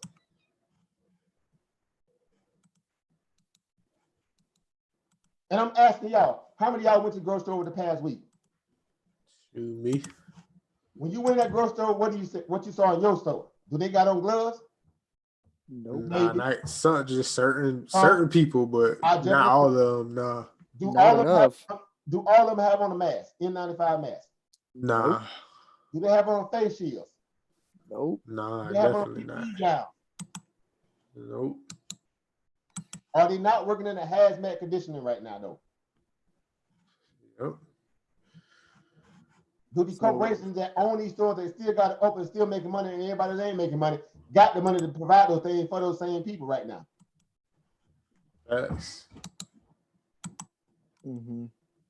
Man, don't let people take y'all off y'all stance, man. Stand on y'all square. Y'all dealing with some charlatans, some snakes, some liars, some crooks. Some people that know how to say the right words to pull on your heartstrings to get you to acting like, oh man, I'm doing man, I guess I ain't doing my part, man, being a patriot. Man, you don't get out with that patriot trash. Just like Ray Dalio said, cash is trash. Bruh. This government is trash. These corporations are trash.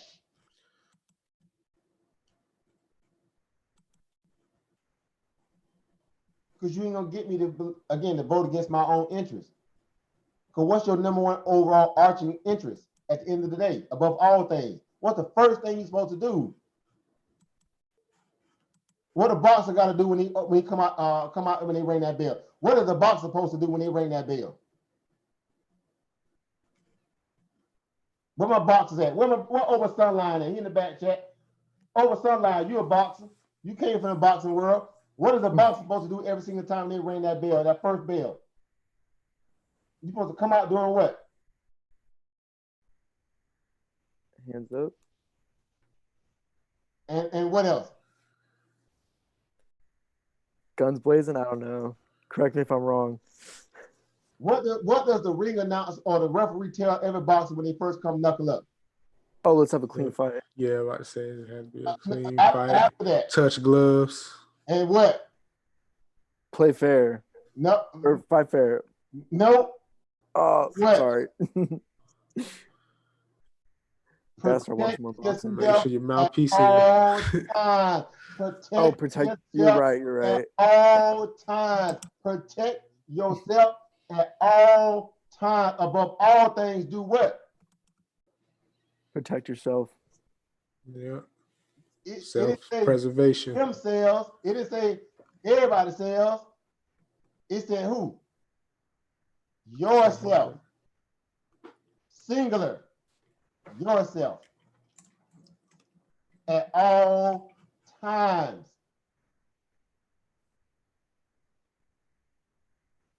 And then you get to swinging.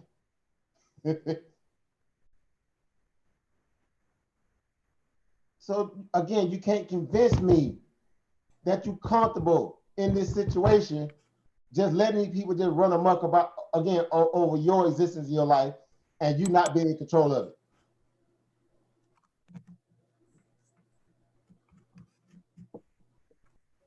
At least you got ammunition when you become an entrepreneur or an investor trader.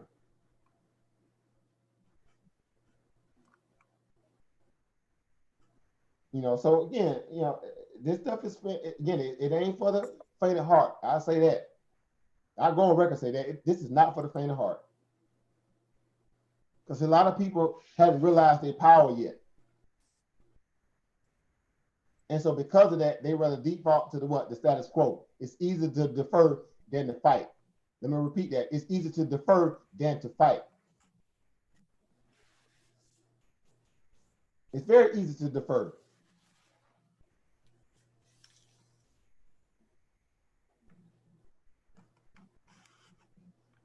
So again, I'm just saying, use the system, man. They're gonna use you, are they not?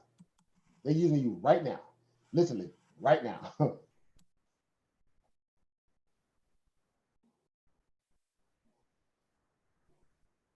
$2.3 trillion flushed down the toilet. Not a care in the world. All right. So again, for us, we're gonna go hard. And I'm saying us because I know some of you guys who are really, truly, hungry for the value and the change in life that that's gonna be, that's warranted for you, right? And your growth and all those things. It ain't nothing out there that can convince me, right, that you guys are not, again, capable. Right? So, again, they owe y'all. They owe you. They owe you guys. They owe y'all. They owe you guys.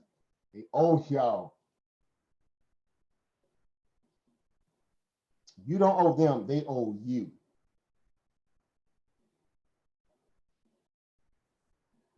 Right? It reminds me that what a little revealed for the first time the father of cryptocurrency, Satoshi. What that thing at? Is this one? Yeah. So capitalism. I'm gonna play that one next. Wait, are you showing a video? Yeah, y'all ain't seen that one yet. I'm gonna play that one next. Oh, okay. You made it like a documentary. Yeah, it's another document. That's what I'm gonna play.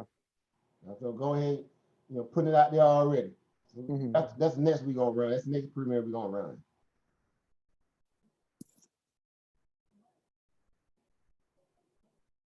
You know what I'm saying? Understanding how, again, they just they think everybody just,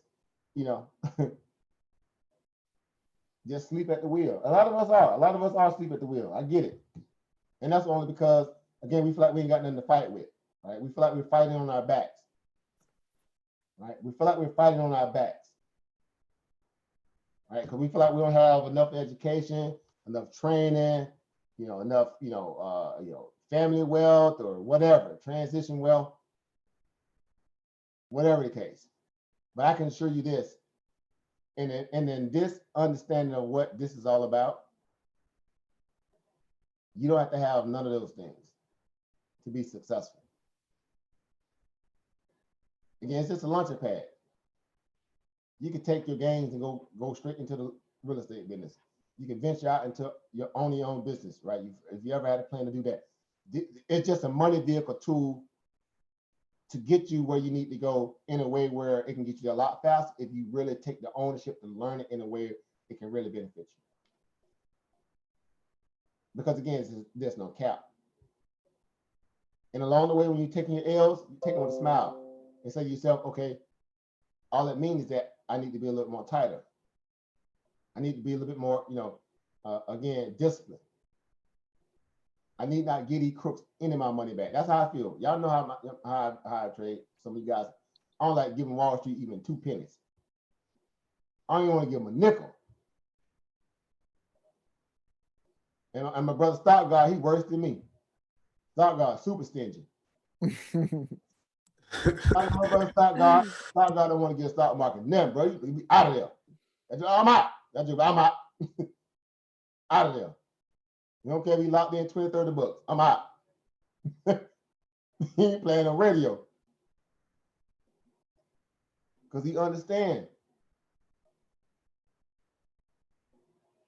I'm not feeding these crooks. Because you can do it 2 ways, either through hard labor or labor, right? Jail, or you can learn, or again, at least refining your value of loss through the value of going out there trying to capture more money through the value of putting your money to work for you through the equity markets. To have that kind of level of freedom. Right? So again, these little, again, that documentary Wake Up Call, and you probably already didn't know it, you probably didn't know the intricacies, but it's a wake-up call. Again, I implore you to watch it with your family, share it with your family members or your peers. And you know what? Because y'all know what I'm saying too. Because right now, a lot of people probably hitting y'all up trying to say, hey man, teach me the game. Right? I'm ready to learn now. I got all the free time on my hand. Man, teach me how to best. Or at least show me something, give me some material I can watch. Send them right over to that video. Hey, watch this right here, dude. Yeah, if you're serious about wanting to learn this right here first. Because you know what? I need to get all this the daffodils and pink unicorns and bunny rabbit ideologies out of your head.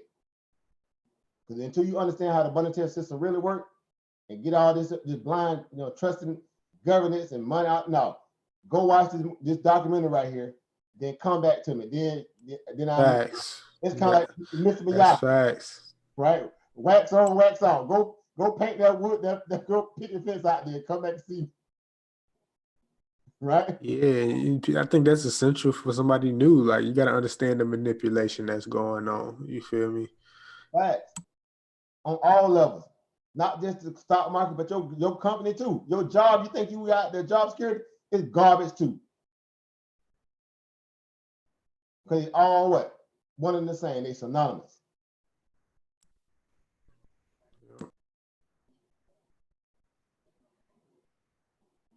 Because again, I just say this, to put that much power in another man's hand, I mean, bruh, that's like turning over your spouse to your boss and say, hey, I trust you this much. You stupid. You don't give no other man that much power. No man that kind of power. So again, for me, I keep saying it's a no-brainer. There's no such thing as secondary power. Ain't no secondary power. Either you got it or you didn't. As we say, ain't no such thing as a half-pregnant woman. Either she's pregnant or she isn't. Simple as that. Simple as that. So again, the market, again, it can spit you up and chew you out, or it can bless you and grace you. And I'm saying in a way where if you understand how these crooks move, you go right in and take some out of that pot. The same way they're looking to do it. Take all the pot. You had the S&P 500 rallied like it had no business last week on literally apocalyptic almost type of level of news. Only because you had a compliant and complicit Fed that said, come hell or high water, I'm going to show these people we are going to take over their financial markets. To prove to the world we some big, bad behinds.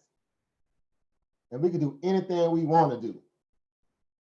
Because we print the money.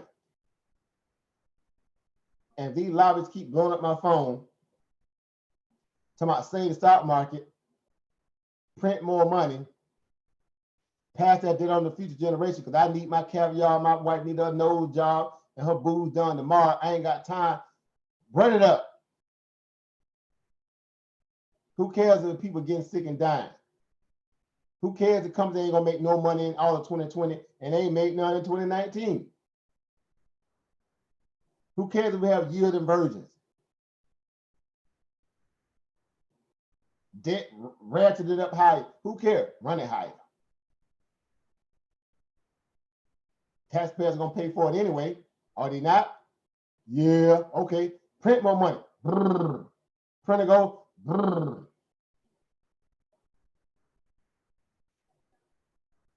So again, this ain't nothing new. So look here. They in the 30% drop, peak the trial. In bear markets bounce harder in bear markets than they do obviously in bull markets. RSI retrace, you about sitting at about a what? About a 50, 54, 55 on the RSI on the daily chart, on the, obviously on the weekly aspect of it. I mean, yearly value, excuse me. To hit oversold, or excuse me, overbought, you would have to go up basically near 290.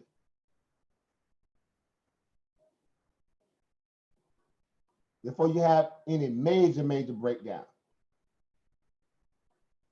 Or in the aspect of it being so overbought, they ain't got no choice. So they're gonna try to test that. Now, none of this is warranted, granted. None of this is warranted right here. All this is just fugazi manipulation fraud. Literally, fraud. At the high level, again, the greatest heist ever.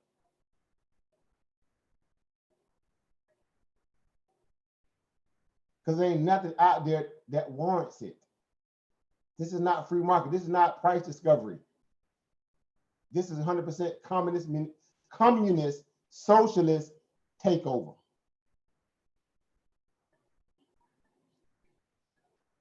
And they're using it under the guise of the coronavirus.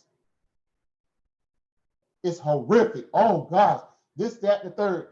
Oh, we will never be the same. And this, but guess what? Here's how you know they contradictory and the hypocrites. Here's how you know they contradictory and the hypocrites. Trump telling y'all he wants y'all to go back to work when? The end of May. Or is it the end of April? Right.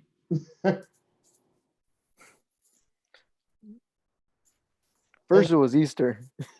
Right. This week, the church better be packed. It's gonna be tremendous. Billions of people be up in the church house.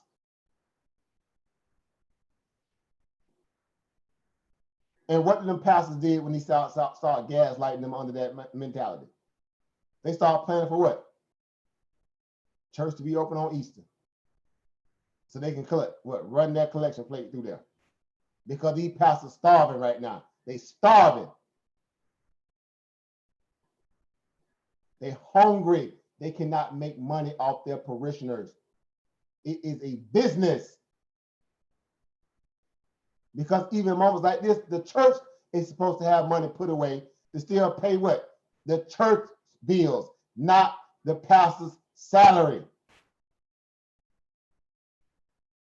They so greedy They gotta open it up to put money into the pastor's Bentley fund, BMW fund for the wife, Ferrari bill for the son, Versace belt for the deacon. Is it these people ain't just what? Public volunteers to help out in the institution of what that the church, again, quote unquote, supposed to be about. But since they can't pass that collection plate around a few 360 turns, oh man, God wouldn't want y'all to be at home right now. He would want you to be going to church still. Never mind the fact that science, in terms of a virus, saying, okay, all right, come on out here then. Come on. Come on out here then. Come right on in here, because and most people already know it. The most unhealthy people pretty much in America are people that go to church. Fat, greedy, again, and no disrespect to people that are with y'all know what I'm saying. The idea that America is a very decadent society. So because of that, we have a lot of pre-existing conditions. We eat however we want to eat, we do it whatever we want to eat, and then we say, yeah, you know, everything's okay. When this virus is starting to show you that it's not, because again, it's a respiratory illness. It's affecting the one thing that you have lack of: breath, shortness of breath, out of shape. I ain't making this up. That's what the science say. Am I making it up? Nope. It's respiratory illness. You know, a fact that it affects your lungs. It didn't say it affects your spleen or your gallbladder or kidney. It didn't say none. It said strictly the what? It goes strictly for the what? The lungs and lungs only. It's like it's a robot. It want to go to one place and one place only. What? Your lungs. And set up shop. And take all your oxygen away. Literally.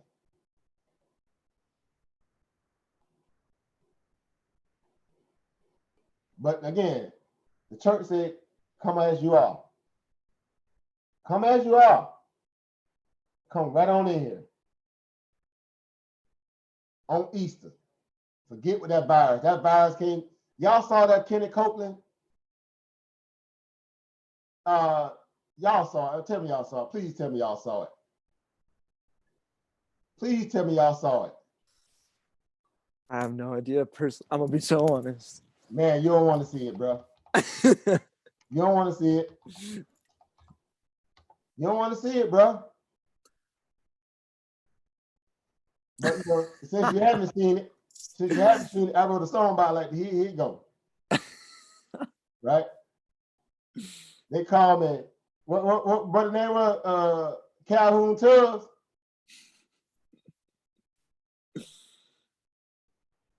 My greatest hits, my 8-track greatest hits. I wrote a song about like here it go. Let me roll that bean footage real quick. Y'all can see my screen? Yeah, we can see it. We're gonna roll the bean for y'all. Gonna get this work today. Don't y'all get mad at me, all y'all religious folk. You get to going under the arms with me now. Sometimes everybody need to wake up call every now and then. You know who you dealing with. Everybody ain't who they say they is. That's all I'm saying.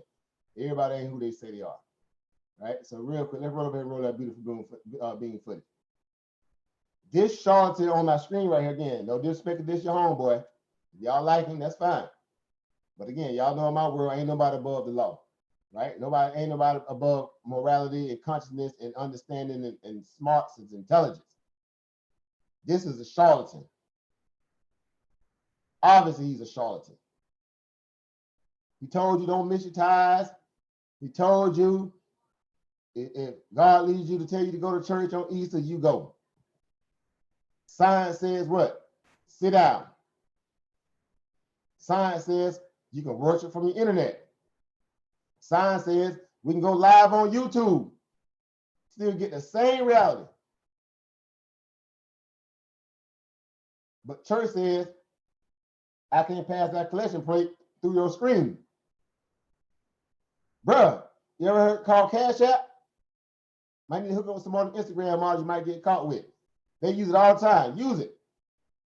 And Granny ain't got cash app. You ain't hooked up Granny how to get a cash app yet. And she be going to church how long? That's on that's on you. Because you should have been had Granny hooked up with the cash app so she could still pay them tithes. If not, chill. You ain't missing no meals. You ain't missing no meals. Well, a lot of them parishioners, they missing meals right now. So Wall Street, Church Street, y'all know where I'm going with this. Ain't nobody off limits tonight. Everybody finna get it. Because if they ain't really who they say they are, then they need to be exposed. If they are about that business, then they out there doing the work that they're supposed to. They're taking care of their parishioners. They making sure they protected. So this guy, let's run it. Let's run it.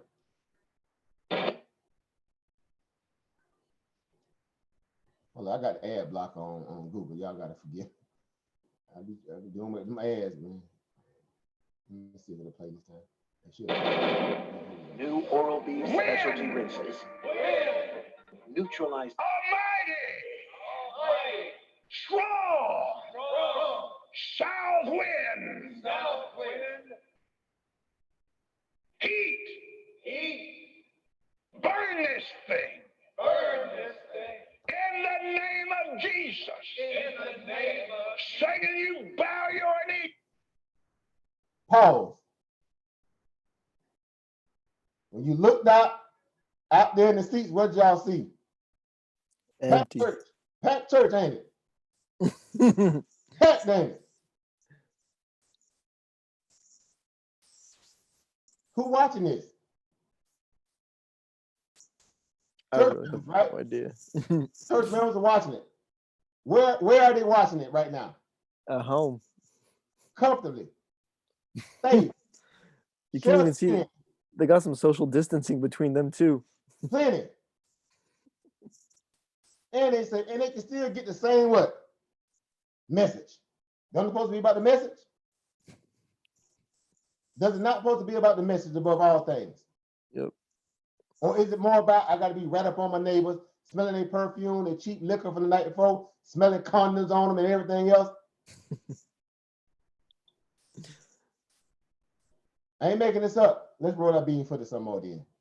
Y'all don't want to deal with this word tonight. Bow your knee. You hear this? Look at that. Look at that. Look at that. Who are these charlatans right here?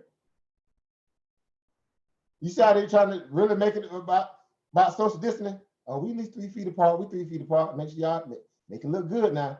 Make it seem like we're supposed to be responsible. 3 feet apart now. Again, I ain't going, y'all, look, y'all know who I am, so I ain't, let me roll that bean footage then. Satan, you bow your knee. Satan, you bow your knee. You fall on your face. You fall on your. Look at that. Look at that green. Look at that green. Y'all see that green? Look at that there. Is that somebody that's serious about the coronavirus? Or is he just upset because he ain't got nobody in there to look back at him and he can sit there and what? Gas another $100 out of it. We're gonna run that collection plate right through here real quick now. I'm gonna need a little extra now. Come on, y'all. I know you can find in your heart to give a little extra now. Come on with it. I ain't making this stuff up, man. Again, don't come at me, man. Don't come at me. Don't unsubscribe. Don't come from my head. Don't come from my head. But y'all know the cloth I'm cut from. I'm a researcher. I'm autodidact. I research everybody. I research all topics. I research all aspects of historical context. You can't just tell me something just because you saying it. I'm going for the root. I'm going to the root. I'm not going to the leaves. I'm not going to the bark. I'm not going to the flower. I'm going to the root. Because where the root at will tell you whether or not it has any kind of what? Sustainability. And so let me just keep going. Let me just go. Let me just play it. You fall on your face. You fall on your face. Look at this. Yeah. How dare they shut down the church? How dare they shut down my money pit? How dare they close down my collection plates? How dare they? No virus ain't bigger than my religion. This is the national religion. How you shut it down from the national religion? We supposed to be separate from state. That's why they call it church and state. Look, Trump, man, you messing with my money, man. You messing with my money, man. Okay, let me just be quiet and stop narrating and run that beam footage there. Let me stop. COVID-19. COVID-19. What was that? Bruh. Bruh. Bruh. Oh, man. Bro, what was that?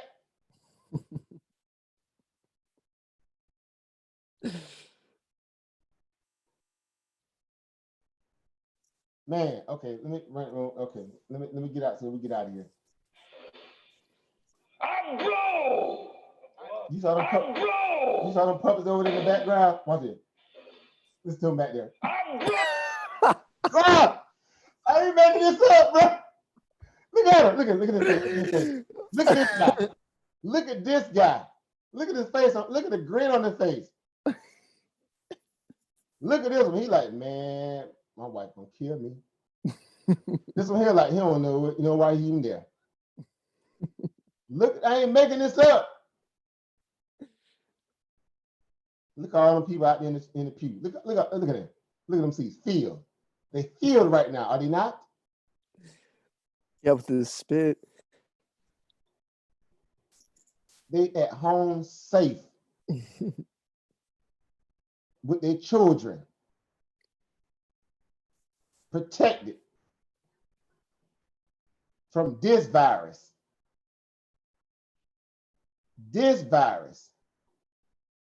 And I'm saying it because it's more than that idea that this part, y'all go back and listen to some of his sound bites over the past few weeks. He's been going in, calling people all kind of stuff and saying all kind of incendiary things, gaslighting these other pastors, and people trying to be safe, and people that went to church in that one in Florida. Y'all remember they raided that church in Florida and put the pastor in jail because he defied that. Some of them people caught the coronavirus. True story. But no, they're supposed to have faith, right? Their faith supposed to be bigger than any virus or disease, right? Mm-hmm. Well, that's what they say, right? I ain't making this up. Again, we grown folks, right? Your power, then they're gonna say, well, you know what? That person wasn't strong enough. That person didn't believe enough. Their faith wasn't big enough. You can't never win with them. You can't win with that. That's a no-win scenario. That's like the pastor, the rattlesnake pastor. He get bit, he die, his faith wasn't strong enough.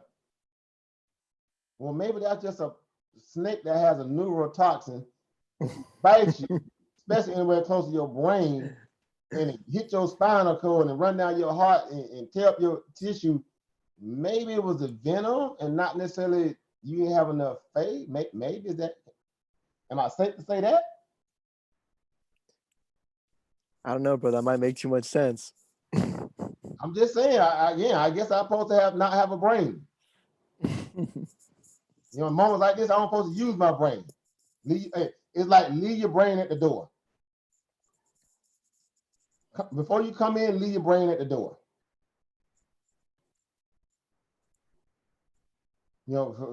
Forbid you use it. Forbid you use it. Because if you use it, you might hey. Look, take that right there.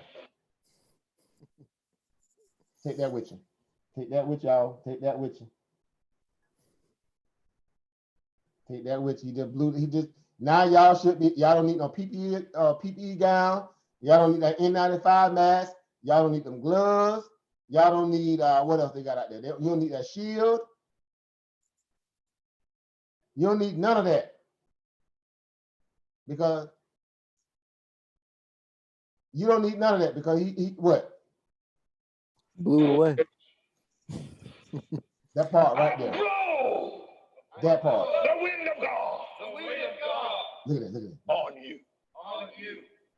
You are destroyed forever. You are destroyed forever. And you'll never be back.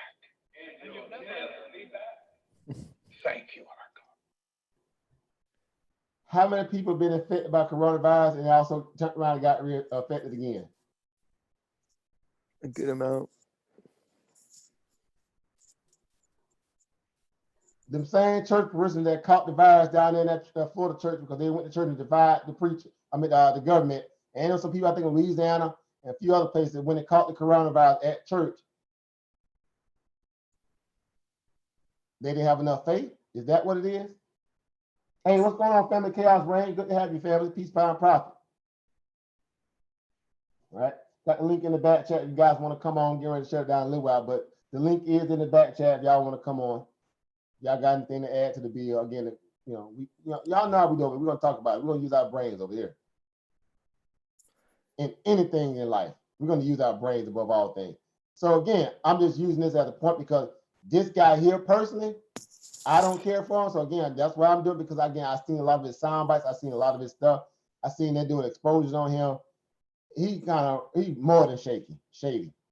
Mm-hmm. They caught him making racist comments. You ain't finna get me again to not use my brain when it comes to this kind of crap thing. I know a charlatan when I see one. I know a charlatan when I hear one. My mama ain't raised no fool. Hey, before I go,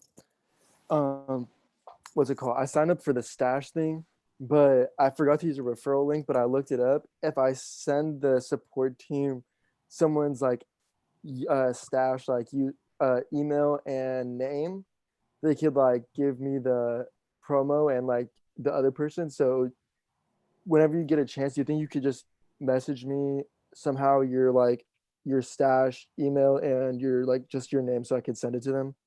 Oh, no problem. Yeah, everything tied to my business thing, African Emporium. I have all my stuff linked to my business. Okay. What about your an email and stuff? Is it the same thing? Yeah, africanemporium@gmail.com. Okay, and you signed it, and your name on there is African Emporium as well? Well, no, Willis, but they're gonna still put up by the Gmail. Okay. African Emporium, but Willis, all my stuff tied to my government name is Willis Addison, obviously, and my obviously business email is African Emporium, right? My Facebook business page, everything set the same. Twitter, even though you have to spell it on Twitter, but yeah, I'm gonna message them and get that. So I think you get $5 for someone who signs up, right? Yeah, I think they actually were running the promotion. I don't know if they're still doing it, but I think they're giving out 20 now. No, well, I think the person who signs up gets 20, but if you get 2 people to sign up by April 15th, you get another 100 or something. Right, they're doing a bigger one now. So yeah, so I mean, I might as well get that free 20 and just. I mean, you're always out here giving out the best advice and stuff for free. Yeah, free money. Y'all know how we roll here, man. We opportunity. I'm gonna that's the least I could do. Man, it's well then worth it because again, you talk about a gift that keeps on giving. I mean, you're an investor and trader, so you get it. But a lot of people don't understand. They think it comes with kind of pre-existing, some strings attached. They have no clue. So that's why we have to come on and demonstrate. Exactly why I tell people why a brokerage account is better than a bank account.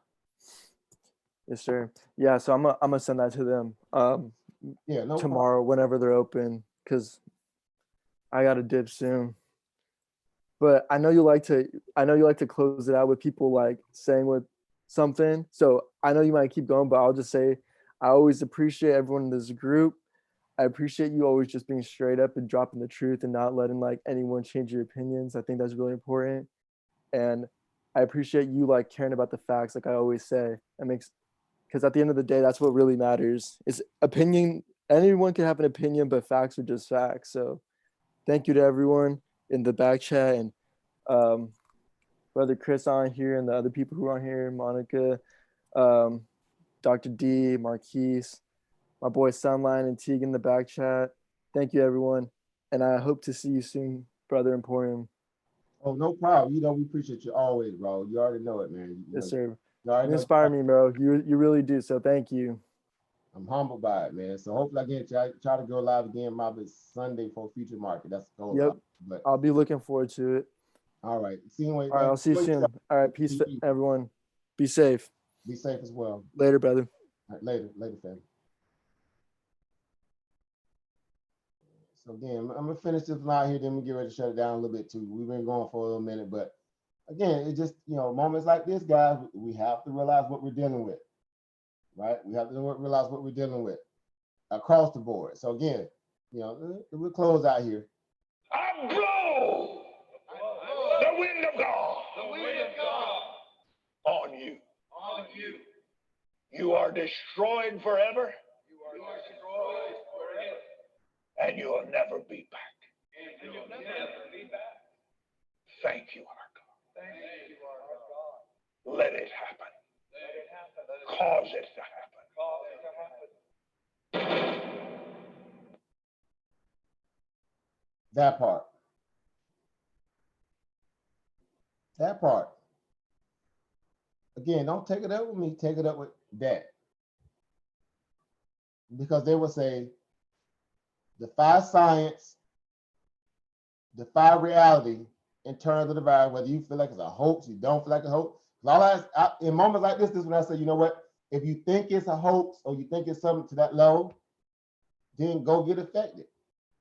In this case, go get infected. Or go test your level to get infected. Go find somebody that got coronavirus. Get in a tight space with them. Let them cough all over you. Let them blow it all up your nose like like you're doing a shotgun for some of your guys who do the smoke back in the old days. Let them do all that. Get you a good dose of it. And then you go home and just chill. And let's see if you catch it. Right? Let's see if you catch it. Right? Because it's important. Because people will have you out there acting like you invincible. This whole ideal of this country has built up that kind of mentality in people to the tune where it's causing other people to suffer. Because people are arrogant, selfish, greedy, stubborn, entitled mindset, reckless, undisciplined, all that in this country. It breeds a false sense of security and entitlement here. People can't even stay quarantined or shut in for about 2 or 3 weeks. How selfish they are. They just got to be at the club. They got to be doing all the other stuff. Who cares if anybody else catch it? Even the people in the church world.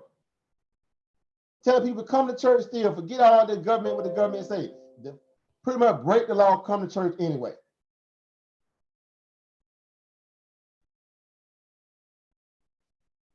And so again, man, look.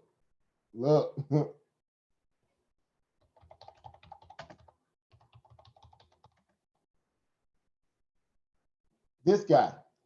Let's go see what his net worth is. Right? This guy.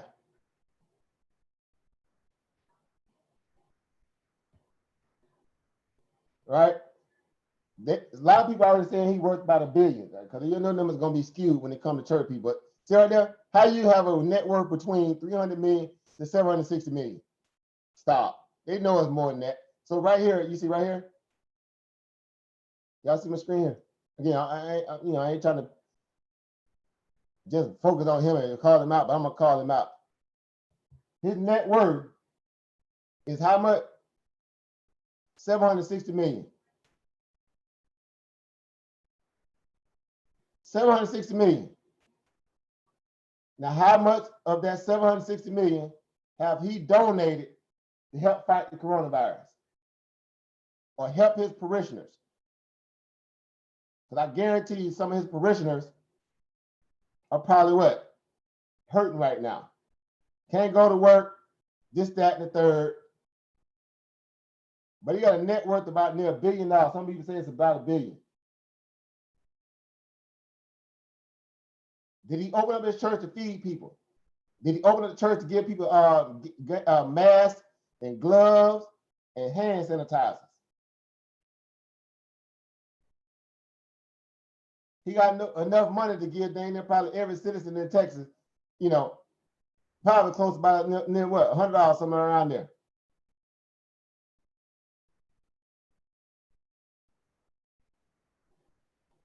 But he wants you to come to church.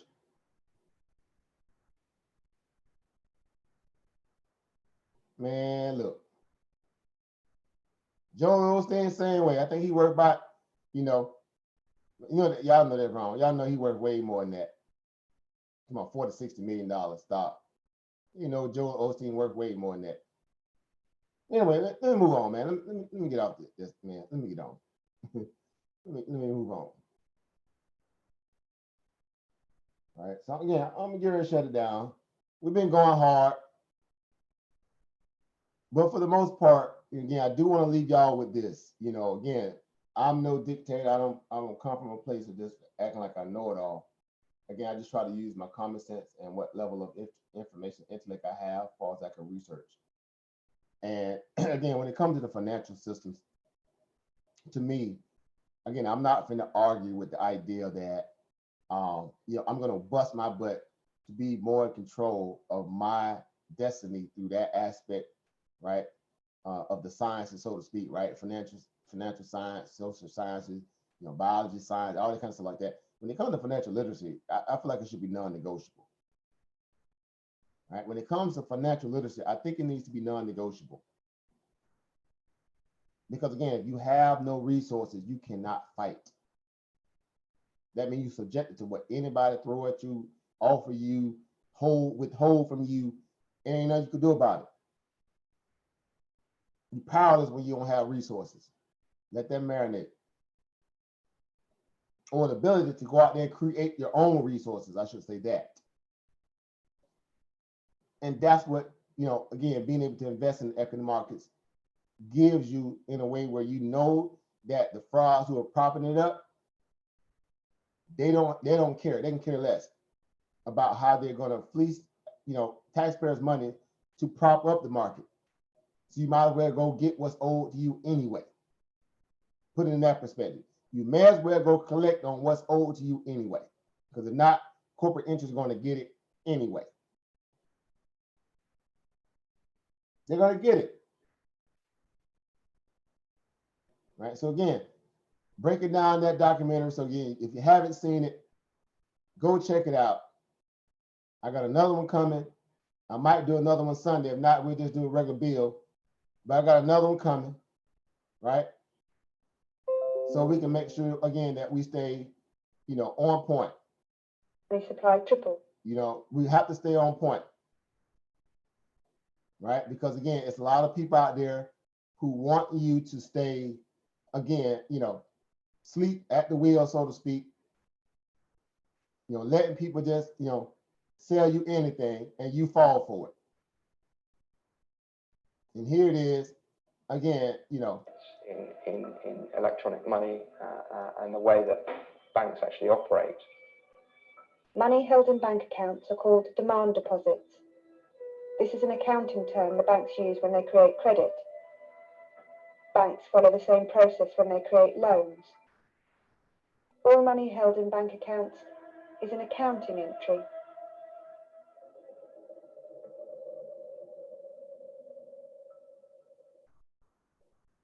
The reality is now that most money is not paper and it's not metal coins, it's digital. It's just numbers in a computer system. It's your Visa debit card, it's your electronic, ATM card. It's plastic, It's numbers in a computer system. You move money from one computer system to another. It's all a big database. And this digital money is what we're now using to make payments with. It's what we actually use to run the economy. I think a lot of people in the UK probably think that the government or the central bank is in control of most money in circulation and issues new money into circulation, but that's not the case. It's private banks that create the vast majority of new money in circulation and also decide how it's allocated. The official I'm gonna end it on that little screenshot right there. I'm gonna end it on that screenshot right there. If criminals can't print money, why can banks? They go after you for money laundering. They go after you for counterfeit money. But essentially, the Federal Reserve is doing just that. Counterfeit, fraud value to it, the whole nine. Because it's not backed by anything. It's this, oh, let's think of a number. Okay, print it digitally, send it. Well, who's going to keep track of who got to pay it? Well, it'll get passed into the tax system. Taxpayers to pay for it.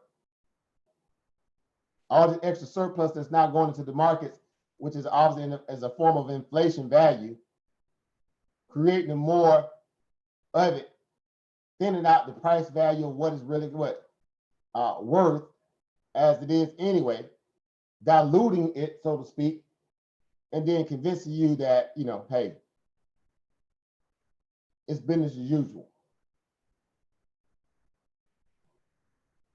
So I'm gonna end it on that little note right there, this little screenshot. If you haven't seen the video, go back and check it out, right? This is the second time doing a premiere on it, right? But I did want to have a Q&A or discussion about it to a degree, you know, so we can, you know, obviously have that, you know, that moment to kind of go back and discuss it, right? So again, let me post that link here in the back chat for some of you guys. Check it out. Right? Especially if you want to learn this market. That should be prerequisite. Watch this, then come, you know, go meet you, you know, whomever that kind of got you excited about wanting to invest in the market, then come see those guys. Right? Then go see those guys. Right? Because you need to understand, you know, what you're dealing with. You need to understand what you're dealing with. From your job perspective, and an investor perspective. From a job perspective and an investor perspective. Weigh the options and see where you fit in at on both, or, you know, exclusive to each other. Again, hustle those who's trying to hustle you. This economy, this administration, the system is hustling you. You need to find a way to fight back. Financially. That is, financially. And being stuck on somebody's time clock for 8, 9, 10 hours a day is not enough. Yeah, you can do that, and you can also learn how to put your money to work for you as well. Why wouldn't you?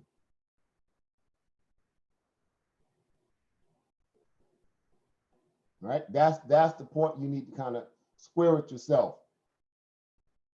Because ain't nothing really stopping you, you know, ain't nothing really stopping you from being able to do both, or exclusively being in a position where you can do, you know, be your own, you know, your own operator on your own time and your own dime.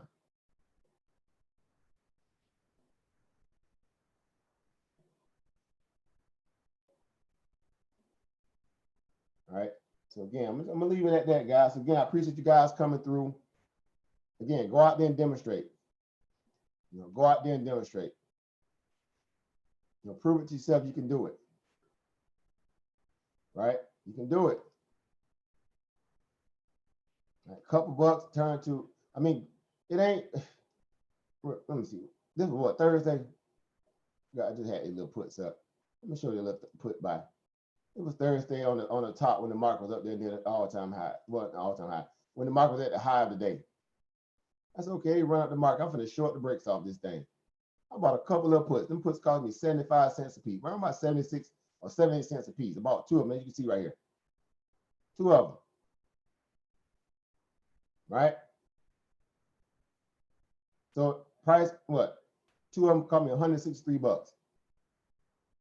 start digging into this put buy on the SP 500 when it was up there near 280, what, 282, somewhere around there.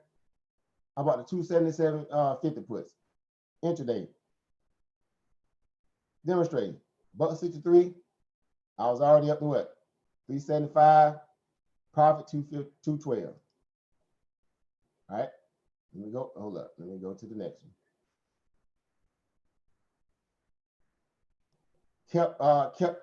Kept digging into it. Now I'm up 254, 417. I had a goal in mind too. I was telling them I was walking people through it while I was trading it, demonstrating.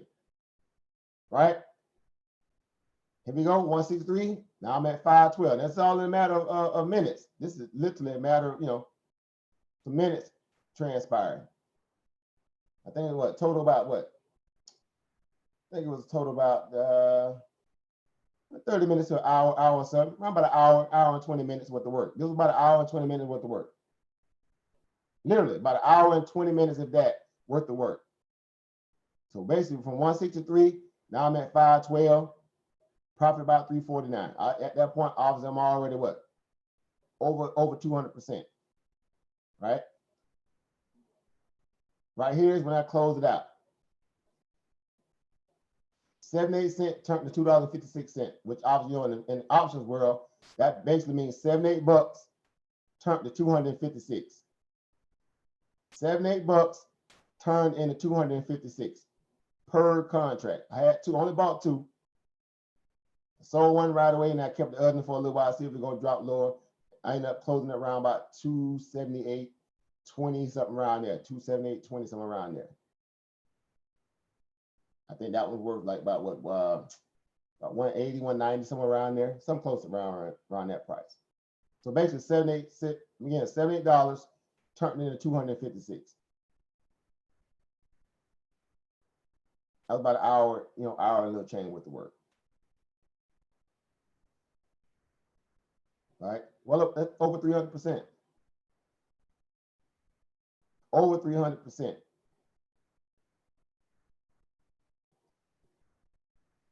So you could 300% your money in a matter of an hour and some change. Again, let's go.